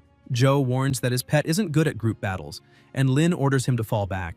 The Ice Maiden releases a freezing wave, turning everything around them into frost, while the Rock Ghost smashes through the creatures with its strikes. Excited, Xiong says they could make a fortune from this, ordering his monster to carry the crystals and proposing a 70-30 split in his favor. The protagonist refuses, telling him to drop everything. Joe doesn't understand and asks why, arguing that even if they're low value, the quantity would bring a good profit. Lin explains that Boquinha can only carry so much weight, and filling it with junk would be a waste since the truly valuable materials must lie deeper inside the secret realm. Xiong agrees and follows him farther in. As they advance, they notice many insects, but Lin thinks that high-level essences and spirit stones wouldn't be among such weak creatures. They continue until they stop before something ahead: massive rocky beings. Joe asks what they are. One of them attacks Boquinha, and Lin reacts instantly, charging alongside the rock ghost. They discover the creatures are rock snakes. Snake Ox, rank 3, stage 4. Z curses, noting that the damned things attack and then retreat underground, forcing them to stay on the defensive, which puts them at a disadvantage. So he decides to change tactics, watch their movement patterns, and strike the moment they surface. Xiong runs after his pet, yelling for it to retreat, but the creature grabs him as well. Lin, seeing this, feels a sense of déjà vu. The snake lunges at him, but he activates a protective barrier while the rock ghost hits it from behind. The Ice Maiden launches frozen projectiles, and the rock ghost leaps aside to avoid the next strike. Joe observes and points out that he could simply phase through in spirit form, asking why he dodged physically instead. Another serpent bursts from the ground and the rock ghost grabs it, but a third one emerges from behind. It reacts quickly and strikes back, though the creature keeps pressing forward. Xiong shouts desperately that it's coming again. Lin orders everyone to stay still and wait for the right moment. When the snakes rise again, he yells that it's now. The Ice Maiden unleashes a freezing wave that covers the entire field, immobilizing the creatures. Joe watches in awe, realizing the big bro had used the rock ghost as bait to lure all the serpents to the same spot before the attack. Lin then gives the final command, crushing impact. The blow lands perfectly and the system notifies that the giant rock python has been eliminated, granting 2 high-grade earth element essences. Z thinks he only needs to defeat 28 more to gather everything required. Suddenly, Xiong is struck again and falls as new creatures emerge from the ground. Joe is thrown to another spot, confused and asking where he is. Xiong begins screaming as he notices dozens of glowing eyes in the darkness, panicking and saying he knew he shouldn't have come, insisting he's not tasty. At that moment, the ground opens. Lin had created an opening using the rock ghost. Xiong shouts in relief that Big Bro came to save them. Lin orders them to stop yelling and get ready. Xiong nervously laughs, saying he knew Lin wouldn't abandon him until Joe realizes in horror that the creatures are closing in even faster. Ze summons the Ice Maiden, who casts a storm of ice shards. Trembling, Xiong asks if he thinks they're going to die there. The system notifies high-grade Earth Element Essence +1, high-level Earth Element Essence +2, another high-grade Earth Element Essence +1. Lin notes that although only 1 essence drops per creature compared to adult rock serpents, these juveniles are extremely fragile. More notifications appear. Total, 9 high-grade essences. Joe exhales in relief and laughs, calling Lin his brother from another mother and swearing never to doubt him again. Before he finishes speaking, another serpent bursts out of the ground beside him, and Xiong laments loudly, asking why it's always him. Lin commands the rock ghost to rescue them. The spectral beast leaps forward, grabs them both, and pulls them from danger, facing the enormous serpent head-on. Z watches and says the time has come to show the results of their joint training. The snake lunges, the rock ghost enters its spiritual form while the Ice Maiden moves sideways, dodging and countering with freezing chains that bind the beast's body. The rock ghost charges, and Lin, focused, issues the final command. The Ice Maiden activates her general form and strikes the python head-on. The system notifies Rock Ghost rank 3 Stage 7, Stage 8, Achievement unlocked, Cleansing of the Giant Rock Serpent Nest. Reward, 500 Conquest Points, 10 high-grade Earth Element Essences, 1 Spirit Nourishing Stone. Lin thinks with satisfaction that the Rock Ghost leveled up, and with his accumulated Conquest Points, will have enough experience to reach the next evolutionary threshold. Joe celebrates, saying it's amazing, and that now they should look for treasures. The nest must hold many valuable items. At that moment, the sound of clapping echoes through the cavern and a voice says, "It was a truly magnificent battle." It's the hooded man. He smiles, stating that Z truly deserves his attention. The protagonist demands to know who he is and how he knows so much about him. The hooded figure meets his gaze and replies enigmatically that surely he's already heard of the Symbiosis group. Lin frowns, remembering the earlier encounter, thinking to himself, symbiosis again. Xiong blurts out, asking if he's one of them. Lin turns to Joe and asks if he knows what this group is. Joe nods. 2 days ago, Li Peng himself had asked him to investigate the organization. He explains that the Symbiosis group has been repeatedly attacking Beastmasters, claiming to protect pet beasts.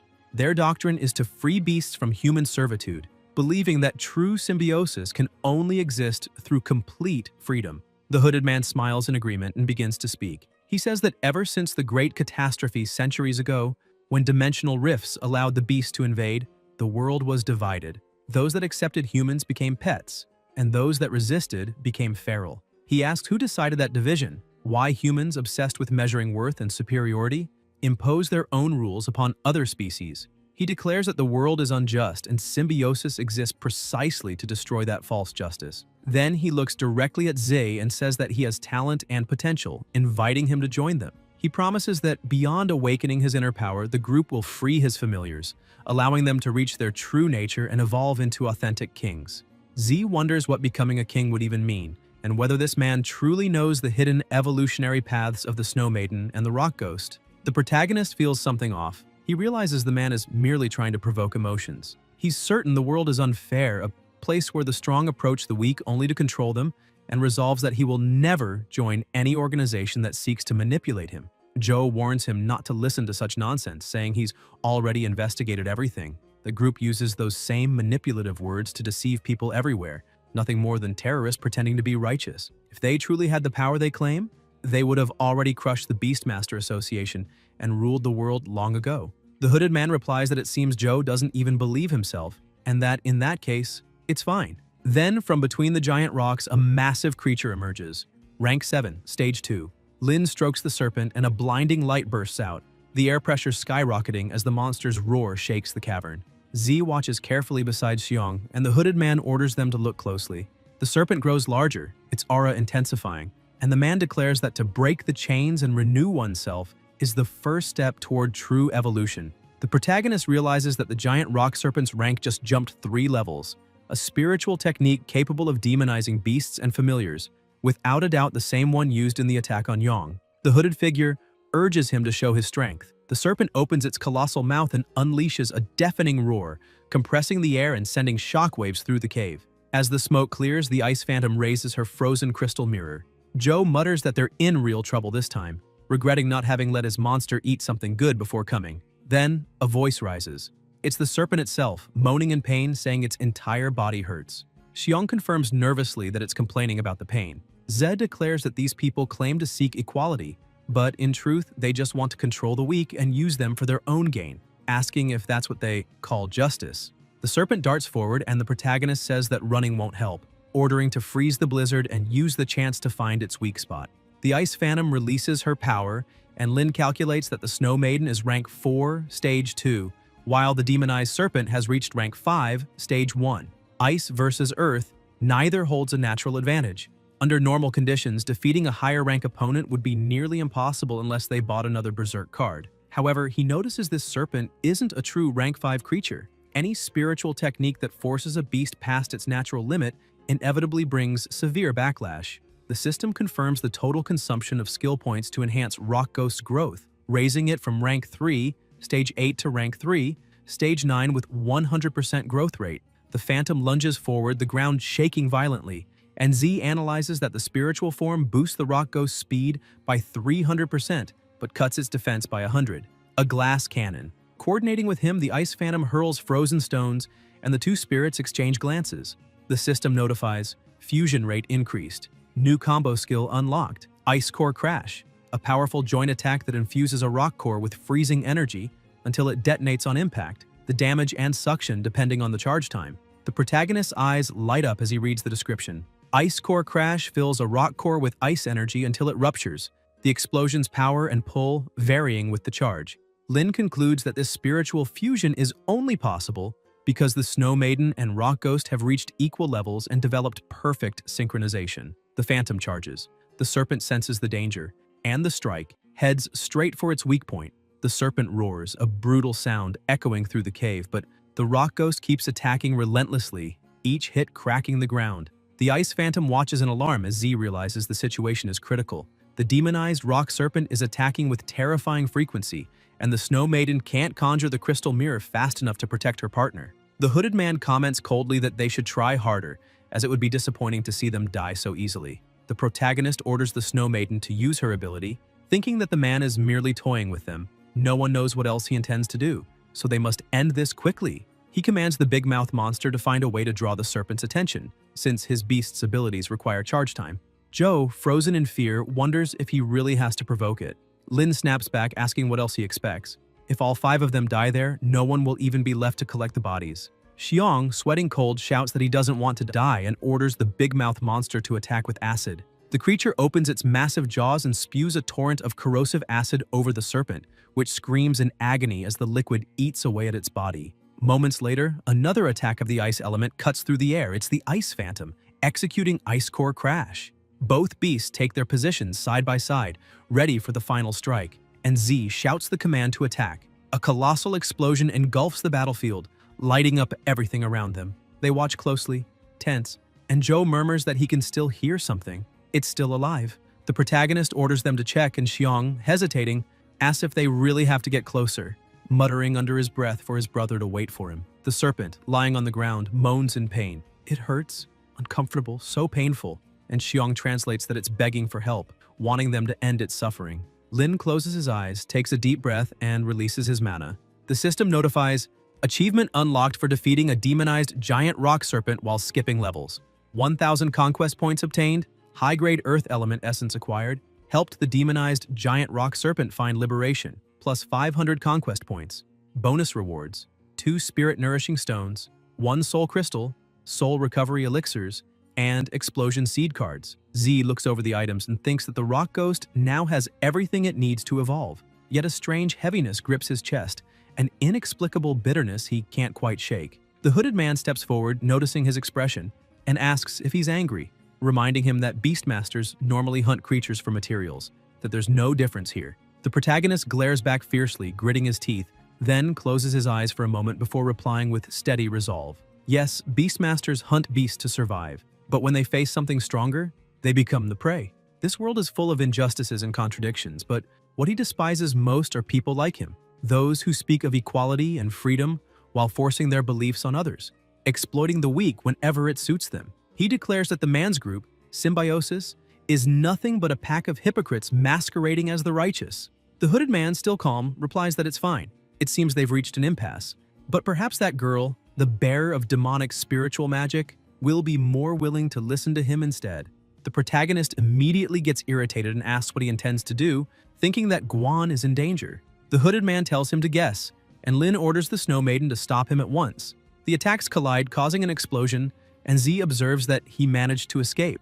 At the Jiangning Beastmaster Academy, the protagonist dashes off, asking everyone along the way about his sister, until Guo approaches and remarks that he seems very anxious, while Tan questions why he's so worried about her. Xinyi runs up to him, saying she will ask what is going on and wants to know what happened. Lin explains that he encountered a man who attacked Tan, and that the next target might be Guan. Guo comments that after class she said she was going to the virtual combat hall.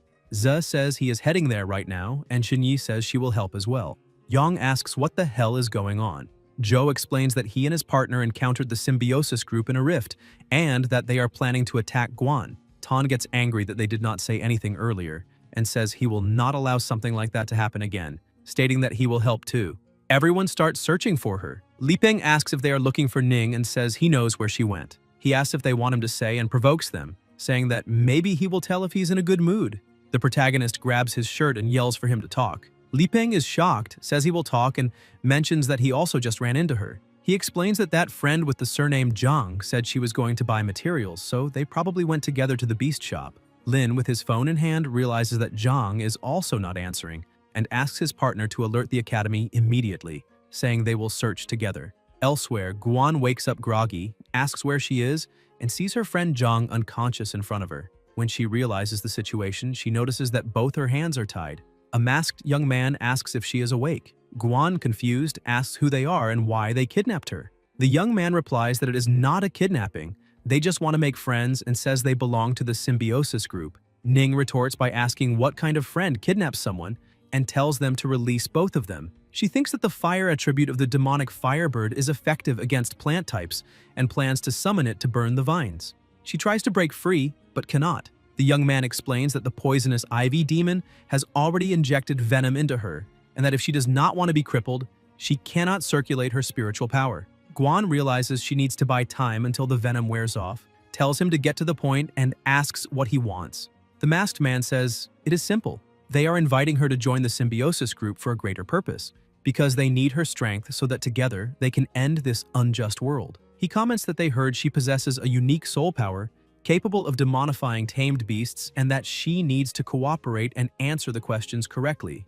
Ning, irritated, states that her beast really can transform into a demon, but that this is an innate ability of the demonic firebird. The masked man concludes that she does not want to tell the truth and says that they will have to use other methods. Guan asks him to stop and assures him that she really does not know anything about any soul power until they notice something different. The protagonist appears with a terrifying aura and orders them to release her. Ning recognizes her brother and feels relieved upon seeing him. The masked man recalls that the boss said he would meet this guy personally and wonders what he's doing there.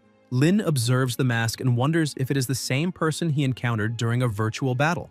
The masked man understands everything when he sees the spiritual mastiff and thinks that this is how he managed to find them. The system notifies that the spiritual tracking skill allows locating the scent of a designated target regardless of visual obstructions, becoming more effective the fresher the aroma. The masked man asks if that is not the beast raised by the Beastmaster investigation team and comments that it seems they have attracted the attention of many people this time. He says that since he is there, they will tie him up together with her. The partner beside him replies that he understands and gives orders to his own beast. Guan warns her brother to be careful because the poisonous ivy demon possesses a venom capable of blocking the circulation of spiritual power. Zed dodges the beast trying to capture him and summons his own. The masked man summons more beasts as well and warns that this is not a virtual battle.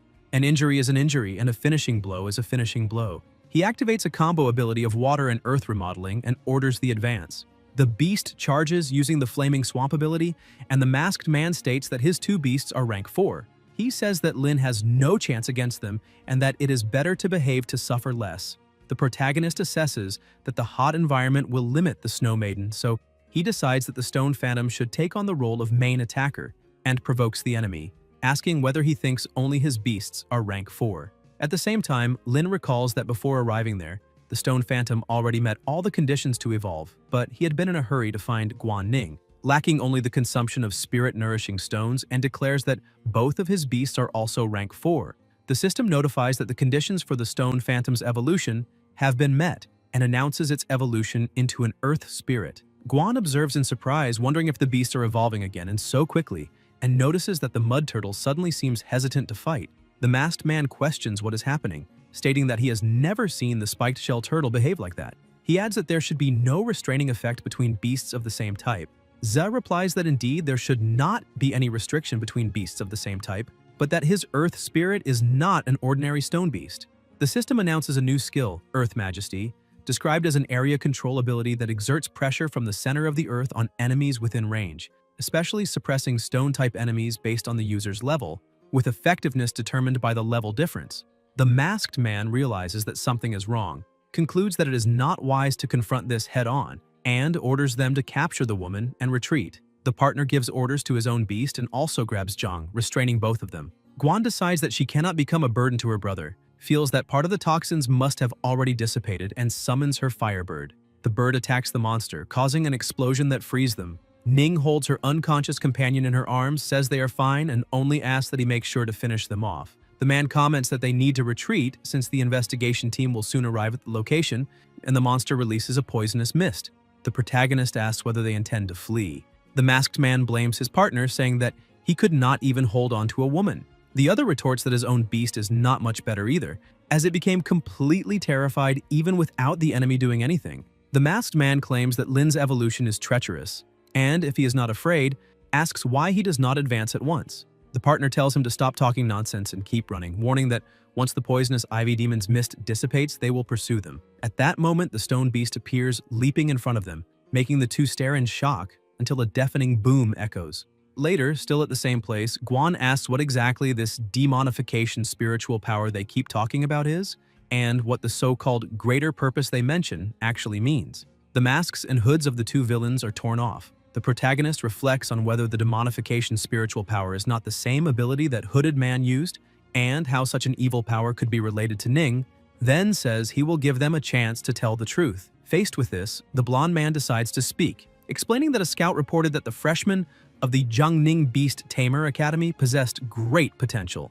The partner reacts angrily, asking if he really said everything so easily, and the blonde replies that most who join the symbiosis group are low-level beast masters with low rank and defective beasts. He adds that in order to become stronger, they need to recruit powerful people, especially her, who demonified a beast during the assessment. He states that this spiritual power is extremely important to them because demonification can drastically increase a beast's combat power, and asks whether they understand what that means. Guan retorts that he still insists on this and reiterates that the power belongs to the demonic firebird. Lin asks whether they do not already possess a demonification spiritual power and why they keep insisting on pursuing her. The blonde clarifies that demonification is not a spiritual power, but something obtained through an anomalous item. Z asks for an explanation about this item and the blonde confirms it, begging to be released and promising to hand it over. The partner tries to react, makes noise, and ends up being struck. The protagonist asks whether he really has the audacity to try to negotiate and orders the maiden to search him. She approaches and begins frisking him. The blonde feels an intense chill and hurriedly says that the item is in his pocket, asking her to stop. The maiden retrieves a rift fragment. The system then notifies that hundreds of years ago, when interdimensional rifts appeared, Along with invasions of anomalous beasts, mysterious crystals also emerged, containing a type of powerful energy that can serve as material for beast evolution and may also be used in other ways. Ning asks what that is, and comments that she has never seen anything like it in the Encyclopedia of Anomalous Items. So-called anomalous items are supernatural objects that possess extraordinary powers, which emerged during the Great Cataclysm as a result of the collision between the interdimensional rift and this world. The functions of these items vary greatly. Some contain enormous internal spaces, far larger than they appear, capable of storing items, while others are rare and precious materials that increase the combat power of beastmasters and their beasts, such as spiritual herbs and special minerals. Lin thinks that, according to the system's description, that crystal is mainly used as an evolution item, and that its other forms of use are probably meant for the creation of demonified beasts. Guan's demonic firebird shows great interest in that material, which must be related to its evolutionary path. He says that she can keep it since it should be some kind of evolutionary material. He's about to talk about the demonification ability of the demonic firebird when someone calls out to him. It is Guo, asking if everyone is all right, while Tan also asks whether everything is fine. Ze replies that they are fine and that all the suspects have been detained, while the blonde complains that they are not fine. The protagonist explains that Zhang is also fine, that she was only affected by the paralysis mist of the poisonous ivy demon and will wake up once the venom has completely left her body.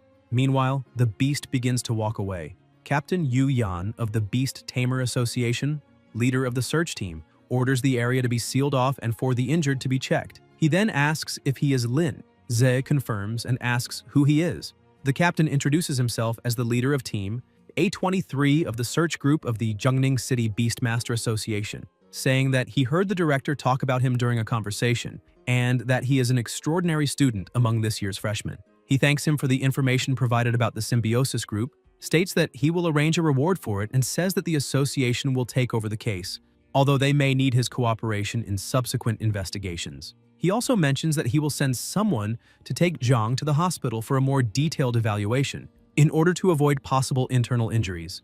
The villain is dragged away, still complaining about his mask. At the hospital, Zhang is already awake and comments that it seems a lot has happened, saying that she only felt a little dizzy while walking and that in the next instant she blinked and woke up in the hospital. Thankfully, her brother noticed that something was wrong and came to rescue them. Ning says that they came because of her, that she was the one who dragged Zhang into all of this. Zhang replies that she does not think that is the case and recalls that Tan and Lin also encountered members of the symbiosis group, asking how Ning could be to blame. Guo thinks that they said the symbiosis group went after Ning because of the demonification spiritual power and wonders whether that has something to do with the scene she witnessed, then says that she needs to talk to the two of them alone. They go outside and the protagonist asks what happened. Xinyi asks if they still remember when she helped identify the potential of spiritual powers and reveals that on that occasion, when she said she had only seen a few shadows, she was actually lying. She explains that Guan displayed demonic aspects, something no other human would have, and that countless demonic-type beasts were healed in her presence. She apologizes, saying that the scene was far too strange and that she decided to conduct research to understand the phenomenon before telling the truth. Ning lowers her head and says that she had only heard of demonic-type beasts as savage creatures. Guo explains that demonic types belong to an extremely special lineage, characterized by a very fast growth rate. However, these wild beasts are usually violent and cruel, and after being contracted as pet beasts, they can gradually erode the beastmaster's mind. Over time, the master would become extremely violent and insane, eventually turning into a chaotic fallen, committing all kinds of atrocities. Under the repression and control of the Beastmaster Association, the breeding and sale of demonic-type beasts are prohibited, as are certain materials involved in the evolution of this type, which are strictly controlled and cannot be traded. Lin comments that the person he encountered earlier also had a demonic-type beast by his side, but that he seemed to maintain his sanity. Fallen are beastmasters who have been devoured by the power of their own beasts, while the symbiosis group, on the other hand, represents a case where the beast suffers a regression of power. He then asks how she managed to demonify the demonic firebird. Guan replies that this ability emerged after the fierce bird evolved into the demonic firebird. The demonic flame bird is currently at rank 2, stage 7, and after demonization it can probably temporarily reach rank 3, stage 2, with an effect that lasts about 1 minute. With her current spiritual power, it can only be used once per day. Z comments that he has already seen the demonized beasts of the symbiosis group members, and that the effects of this power are extremely unstable, with a very high backlash, making it seem as though they were trying to control this power, which is why they made her their target. Guo says that the world is full of mysteries, and that humanity's current level of development in spiritual techniques is only the tip of the iceberg. He states that they should not be frightened, because the most urgent thing right now is to become stronger. Perhaps after she obtains a second beast, it will be possible to gain some clue about this power. If it really is a type of spiritual technique capable of enhancing beasts, it will be something astonishing in the future. Ning comments that if this truly is a new spiritual technique, it will be even less likely that the symbiosis group will give up on her. In any case, becoming stronger is the best choice. When the soldiers come, she will greet them with an army. When the water comes, she will use the well because she needs to become stronger in order to control her own destiny. She calls her brother and says that she needs help with the first challenge after the upcoming start of the school year. She explains that the demonic flame bird is stuck at rank 2, stage 7, and has not been able to evolve, that she wants to obtain a second beast as soon as possible to increase her strength, and asks whether he can help her take a look. The protagonist thinks that this is perfect, and that it could be a great opportunity to observe the demonic flame bird more closely. Guo says that it is already late and that all pet beast shops are closed, suggests going the next day, and reminds them that there are still 3 days left before the challenge. Lin replies that he knows a shop that operates 24 hours a day, providing basic materials and preliminary aptitude evaluation services, and says that they can go there to take a look. At another moment, Z walks while thinking that there are still some beasts that do not have special evolutionary paths, and that it seems not even beasts of the same type necessarily have a hidden evolutionary route. Guan comments that they seem quite normal. The protagonist glances sideways, lightly touches the bird's beak, and the system notifies optional evolutionary paths. The first route is the flame feather eagle, which improves strength and basic attributes, focusing on increasing explosive power while reducing agility, with the next evolutionary form being the crimson flame eagle, which can evolve up to rank 5. The second route is the infernal fire demonic phoenix, an evolutionary path that awakens the ancestral bloodline within the body and seeks the sublimation of life, focusing on improving flame control while weakening physical attributes, with the next evolutionary form being the crimson demonic flame owl, which can evolve up to rank 9, this being the current route, infernal fire demonic phoenix. Lin thinks that the original route of the flame bird was the flame feather eagle, while the hidden route is the infernal fire demonic phoenix. He wonders how Guan managed to activate exactly this route, since from what Xinyi saw, these paths are probably related to the demonic type. As development has already begun along the infernal fire demonic phoenix route, there is no turning back, leaving only the choice of allowing the demonic flame bird to continue evolving or leaving it stuck at this rank and focusing on training a second beast in the future. New notifications appear informing that the next evolutionary form, the crimson demonic flame owl, requires certain conditions to be met: 100% growth rate, 3 crimson flame eagle feathers, 15 intermediate fire element essences, and any ancestral medium used to awaken the bloodline. Z thinks that when he evolved the acorn and the stone monster, he did not need any medium-type materials. He wonders whether this is due to the special nature of demonic types, then says that he has something to tell her. He explains that he awakened a special spiritual technique, and that occasionally he can vaguely sense some potential evolutionary paths of a beast. Guan is surprised and asks if that is true, and if such a spiritual technique really exists. The protagonist replies that it was because of this that the acorn was able to evolve into what it is today, saying that this ability is impressive, but not that powerful, since it is only a vague sensation and consumes a great deal of his spiritual power. At the same time, he thinks that he cannot reveal the existence of the system, and that if this extraordinary ability were discovered, he fears being taken by the Beastmaster Association and exploited to exhaustion. He comments that a moment ago he sensed something within the demonic flame bird, as if an extremely powerful force were sleeping inside its body, and that this evolutionary path is far stronger than the normal flame feather eagle route. However, it is also extremely dangerous, because that power seems filled with savagery and uncertainty, and the further it evolves along this path, the more connections it forms with the demonic type. Guan asks whether this means the bird could evolve into a dual-type beast, combining fire and demonic attributes, saying that although rare, it is not impossible. Z replies that the information he perceived was vague, but everything points to the need for a very ancient medium to fully awaken that power. Ning then understands why it had never been able to evolve and says that, whatever it is, this is a power the demonic flame bird must face and master, but that what is missing is precisely the medium to unleash its full potential, asking what that could be. Guan looks at a crystal in her hand while the protagonist recognizes it as a rift fragment. The system indicates that any ancestral medium will suffice, and that the rift fragment meets these conditions, making him hesitate about how to explain it, since earlier he used spiritual techniques as justification, and also said he could see evolutionary paths.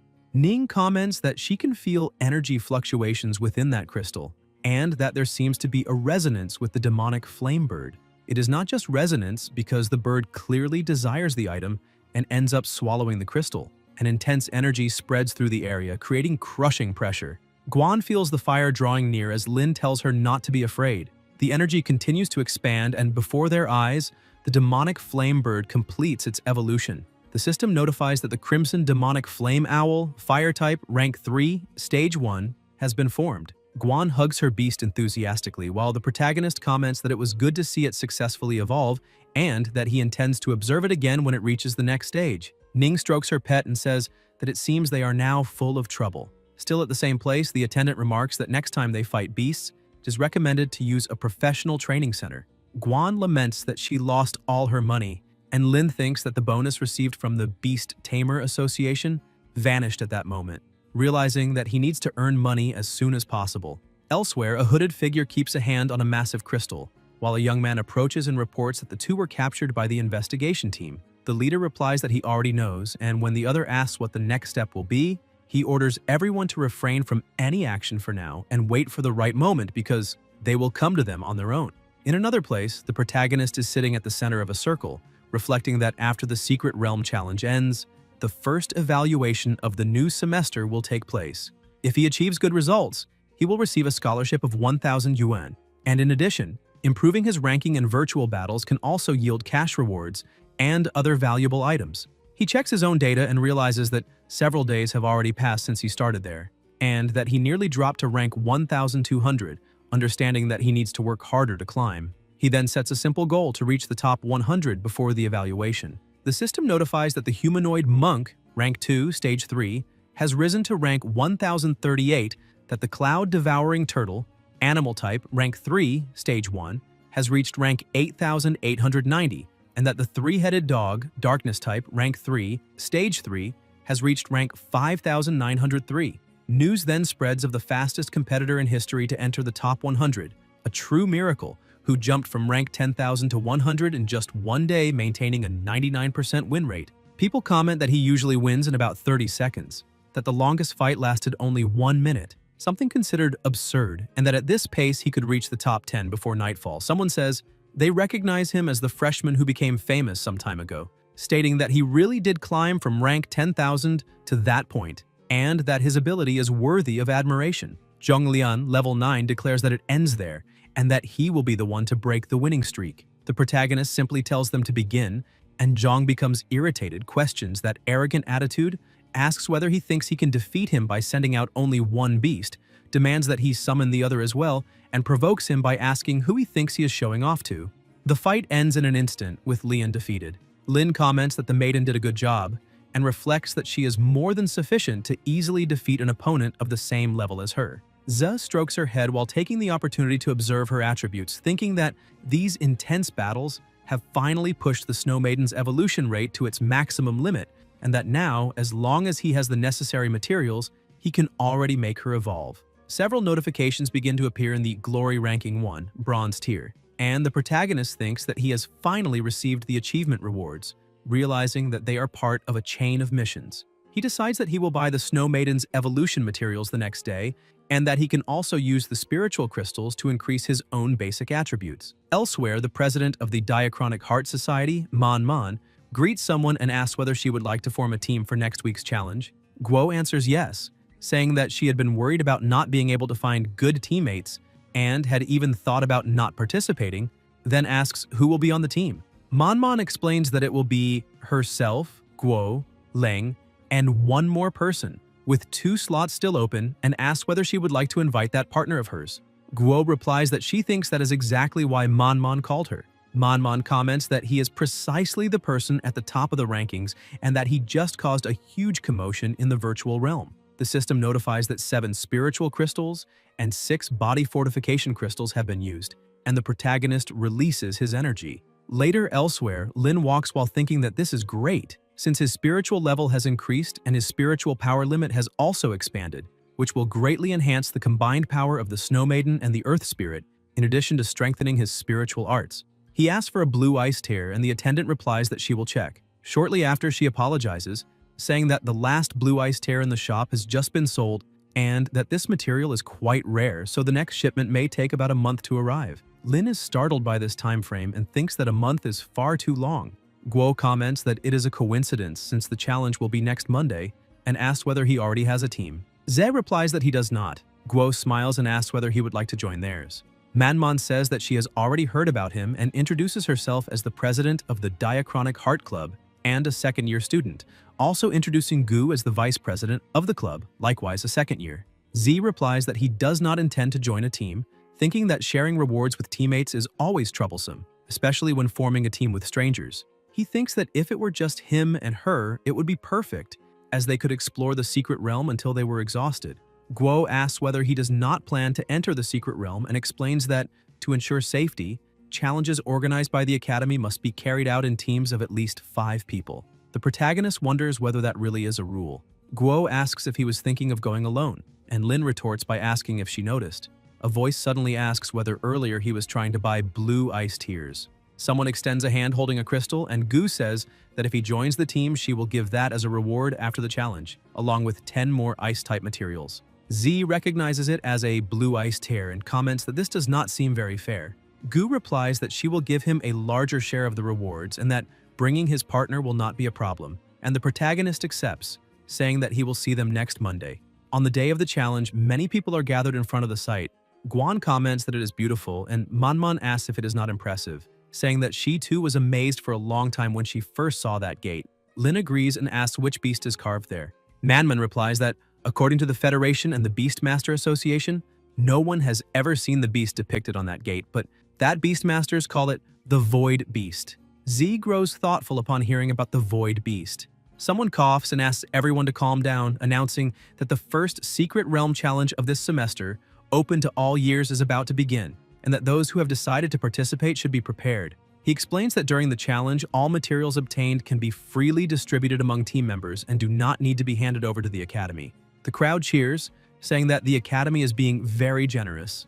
The instructor continues explaining that the Red Earth Secret Realm is divided into 5 rings, with the level of danger increasing as they approach the center. That each ring has a portal to the next and different environments and beasts, and advises that no one enter the innermost ring without authorization. The challenge will last 7 days and everyone may withdraw at any time. He then announces the start of the challenge. The system notifies entry into the Red Earth, 5th Ring Secret Realm, and displays information about a Lightning Dragon Beast, Thunder Type, Rank 3, Stage 8, Frostspine Dragon, Ice Type, Rank 3, Stage 5, Dragon Lion Stone Type, Rank 4, Stage 1, Crimson Giant Spirit, Fire Type, Rank 4, Stage 1, Silver Centaur Light Type, Rank 4, Stage 2. The protagonist is surprised to realize that she possesses 4 Rank 4 beasts.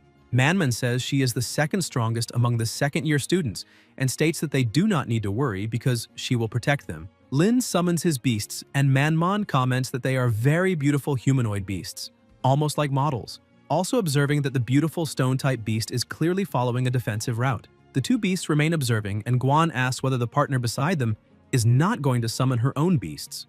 Guo replies that she has a secret artifact. An energy spreads out, and Ning asks if her hairpin was actually an anomalous artifact. Guo explains that the hairpin is a spatial item, while that mist is the anomalous artifact she deployed called Spiritual Mist, a combat-type artifact that binds to the user and, in addition to protecting against physical attacks, can also be manipulated to attack, allowing its power to be comparable to that of a Rank 4 beast. Guan comments that since it has both defense and offense, it seems to be an extremely powerful anomalous artifact. Manman says that this comes from Guo's family lineage, and that she possesses very valuable items. Guo replies that it is not that impressive. The protagonist and Ning think that they have just met a rich woman. Lin also reflects that as strength increases, he will spend more and more time in the wild and in secret realms, and that spatial items are extremely useful, so he should try to obtain one when the opportunity arises. Gu asks if everyone is ready and tells them to move forward. Shortly after, still in the same area, many defeated monsters are scattered across the ground. Gu explains that those are mummies, Rank 2 wild beasts of the 5th ring, 15 in total, all basically eliminated with a single strike. There are also many human footprints, indicating that a very strong team passed through earlier. Guo comments that this saved them the trouble of dealing with those wild beasts. The group continues forward, and Manhwa asks her vice president what is wrong, saying that she seems worried about something. Gu replies that she has never seen Ning's and Lin's beasts before. Manhwa asks whether even she, known as the Beast Encyclopedia, does not recognize them, and whether that does not mean these beasts are extremely rare, perhaps never before recorded. Gu replies that she is not sure, since the evolutionary paths of beasts are still being studied, and some families even possess their own unique evolutionary paths. She thinks that raising a beast has always been a delicate matter among beastmasters, and that, unless there is great familiarity, asking about it is inappropriate. Thus, despite her curiosity, it is better not to be rash. On the road of the 4th ring, a darkness-type necromancer, rank 3, stage 4, appears ahead. Gu says that it is the evolved form of the mummy, the necromancer.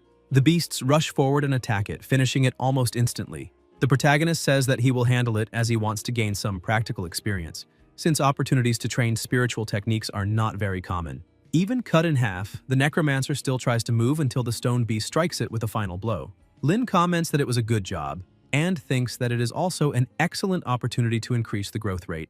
Gu observes that he is quite polite. An hour later, everyone is stunned by what they see ahead.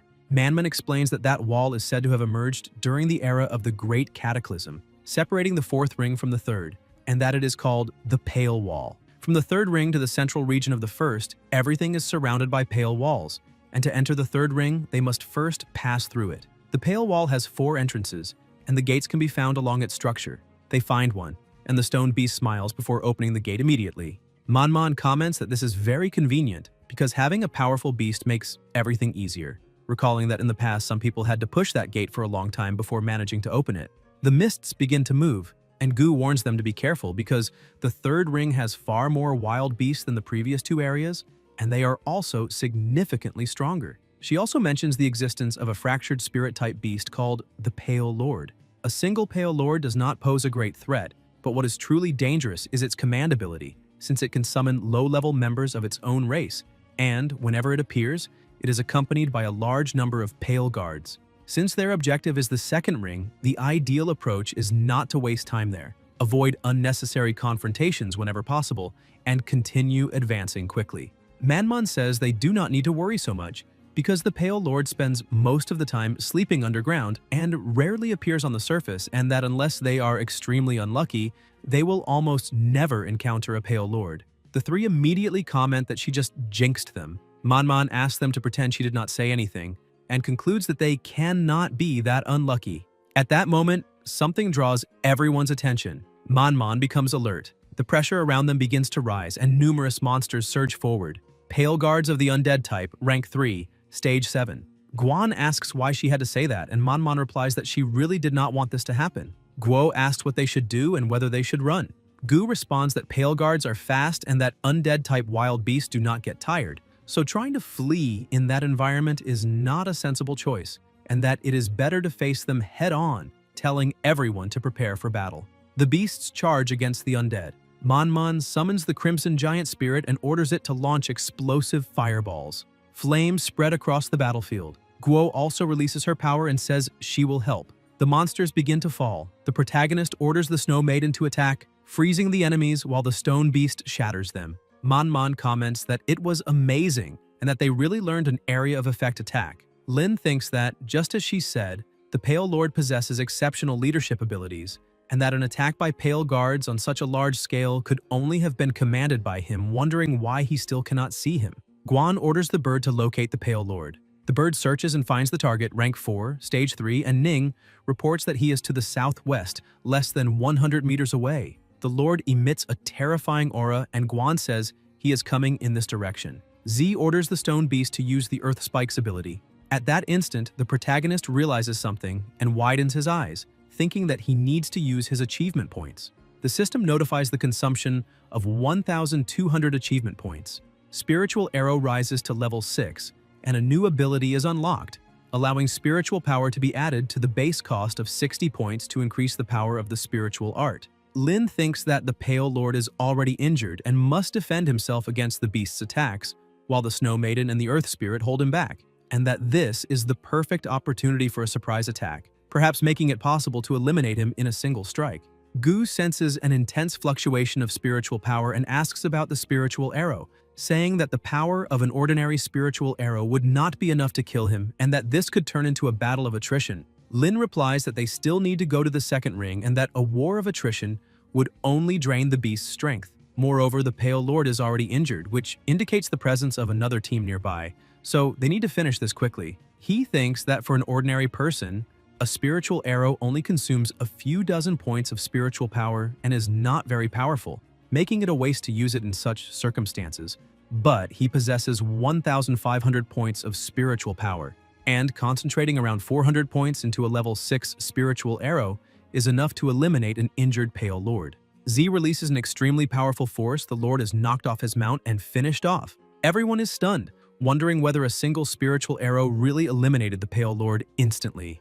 Gu thinks that he did not even use that much power when he used the spiritual arrow against the rank 3 necromancer, and that to freely control the injection of spiritual power and maximize damage, one would need to train spiritual arrow to at least level 6, and he is only a freshman, so she wonders how this is possible. The other skeletons panic and try to flee, but the protagonist tells them not to even try, and the stone beast activates Hailstorm and Stone Shot, causing a massive impact. They comment that he is incredible and very helpful. Lin orders them to quickly collect the spoils because they need to leave the area. Z approaches and asks why it had to be him, whether he has no shame and how they dare steal the prey of the High Mountain Club. Manman asks if he is not a member of the Mountain Society and comments that it is quite a coincidence to encounter him there.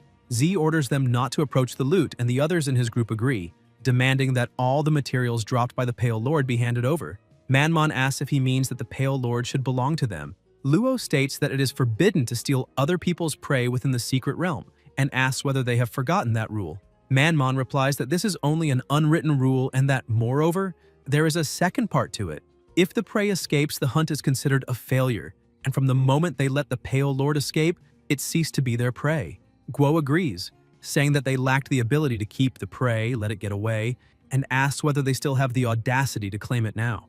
Z asks what she just said and threatens to rip her mouth off. Luo tells his partner not to be so hot-headed, and Z questions why, saying that if they simply let them get away unscathed, that Pale Lord was clearly their prey. Luo asks what he intends to do then, whether he plans to force the issue there, and states that they would gain nothing from a direct confrontation in that secret realm, since there are other ways to make them suffer. Moreover, that boy has already disrespected them countless times, so since they cannot be allies, only enemies remain. Z asks what he means. Luo tells him to follow them and find an opportunity to give them a present. Manman rummages through the defeated target and comments that they are pale bone pearls, which can be sold for at least hundreds of thousands, saying they got rich. The protagonist asks whether there is any conflict between the Diachronic Heart Society and the Mountain Society. Manman replies that the two societies have always been in contention, that many conflicts have already occurred, and that situations like today's have happened many times in the past. Gu asks about Lin's position now, whether he also harbors any grudge against the Mountain Society. Lin replies that he thinks so, but does not intend to talk about it now, and tells them to keep moving. After crossing the deep darkness wall of the second ring, they manage to enter the second ring. The objective is the Gray Plasma Valley, where a rare material called Gray Plasma Stone is produced in large quantities, with a value of up to 5,000 per kilogram. 3 hours later, already in the Gray Plasma Valley, Gu says that with Shinny's spatial item they can carry many materials, but they need to be careful and not let their guard down because from that point onward there are many level 5 beasts, ferocious beasts. The protagonist thinks that the levels and density of ferocious beasts in the secret realm are indeed much higher than in the wilderness, and that in less than half a day, the Earth Spirit's growth rate has increased by 12%. He also thinks that the school's secret realm has a minimum participant requirement, while the Beast Tamer Association's does not, and that although it costs money to enter, it is still very worthwhile in the end. Manman announces that they have found Gray Plasma Stone. The stone beast moves forward and Manman comments that this is great, saying his pet is extremely powerful and that they will collect it first. Guo says that the spatial item still has plenty of space and that they can collect more. Later, still in the same area, Z is hiding with his team and comments that it seems they will not go any deeper, asking what they should do now. Luo replies that entering the second ring is already sufficient according to the plan, and that now they will shift this problem onto their side, creating a good spectacle. Suddenly, the beasts begin to stir. Gu comments that it seems something is happening because the pets are not behaving normally. Manman asks if it is happening again and says that this time she did not say anything. Lin observes and says that his two beasts seem fine. Guan's bird flies quickly and she widens her eyes. Z asks what happened. Ning is extremely frightened, sweating cold, and says that her bird saw a dragon coming in that direction. The dragon continues to approach, opens its enormous mouth, and releases a ball of power, and everyone realizes that this is very bad. The dragon releases an extremely intense force, causing a massive impact. The smoke dissipates and fragments of ice are scattered across the ground. The girls stare in shock. The protagonist thinks that it is a level 8 soul guard and wonders how he barely managed to block that energy explosion. The dragon glares at them and charges again to attack. The stone beast meets its gaze, moves rapidly, and places itself directly in front of it at very close range. The stone beast advances, and the system notifies that Earth Majesty has been activated. Enemies within range will be subjected to sacred pressure originating from the core of the Earth. All enemy units of the rock element within the domain will suffer suppression based on rank, with the effect determined by the difference in rank. The dragon lets out a deafening roar as the stone beast continues to advance. Gu identifies it as a mature stone demon dragon, darkness type, with dual rock elements, at least level 8. Lin thinks about level 8 and realizes that this is a complete difference in rank, so it is no wonder that Earth Majesty had no effect. Gu explains that demonized stone dragons are the lords of the first ring and almost never leave their nests without a specific reason, so they must have been lured there. Earlier, there were some flying pets in the sky, probably belonging to other teams. Guan comments that only academy students can enter this secret realm, so the mentor behind this can only be someone from within. And Manman and Gu say at the same time that it can only be the Mountain Society. Guo states that it was definitely them, that they are absolutely sinister and are trying to eliminate them. Suddenly, someone screams for help. It is the Mountain Society group being attacked by the dragon. Ning says that there are 4 stone demon dragons, and that they are chasing the Mountain Society group. They are not very far away and are heading in their direction. Manman concludes that in this case, that stone demon dragon was definitely drawn there by them, explaining that they encountered a male dragon while the one pursuing the Mountain Society is a female dragon. Gu explains that dragons normally live alone, but there is an exception during the breeding period when a male dragon and a female dragon live together until the dragon egg successfully hatches. The reason they appeared in the second ring is because they chose this place to incubate the dragon egg. The Mountain Society people must have done something to the egg because there is a direct connection between the egg and its parents, which is why they are being pursued so relentlessly. Z runs in panic, while Manman asks whether the Dragon Heart Society group is still alive. Z keeps running, thinking that if that is really the case, then even if he loses his own life, he will make sure that all of them go down with him. Guys, if you enjoyed the video, leave a like, comment, and subscribe to the channel so you don't miss new content. Thank you.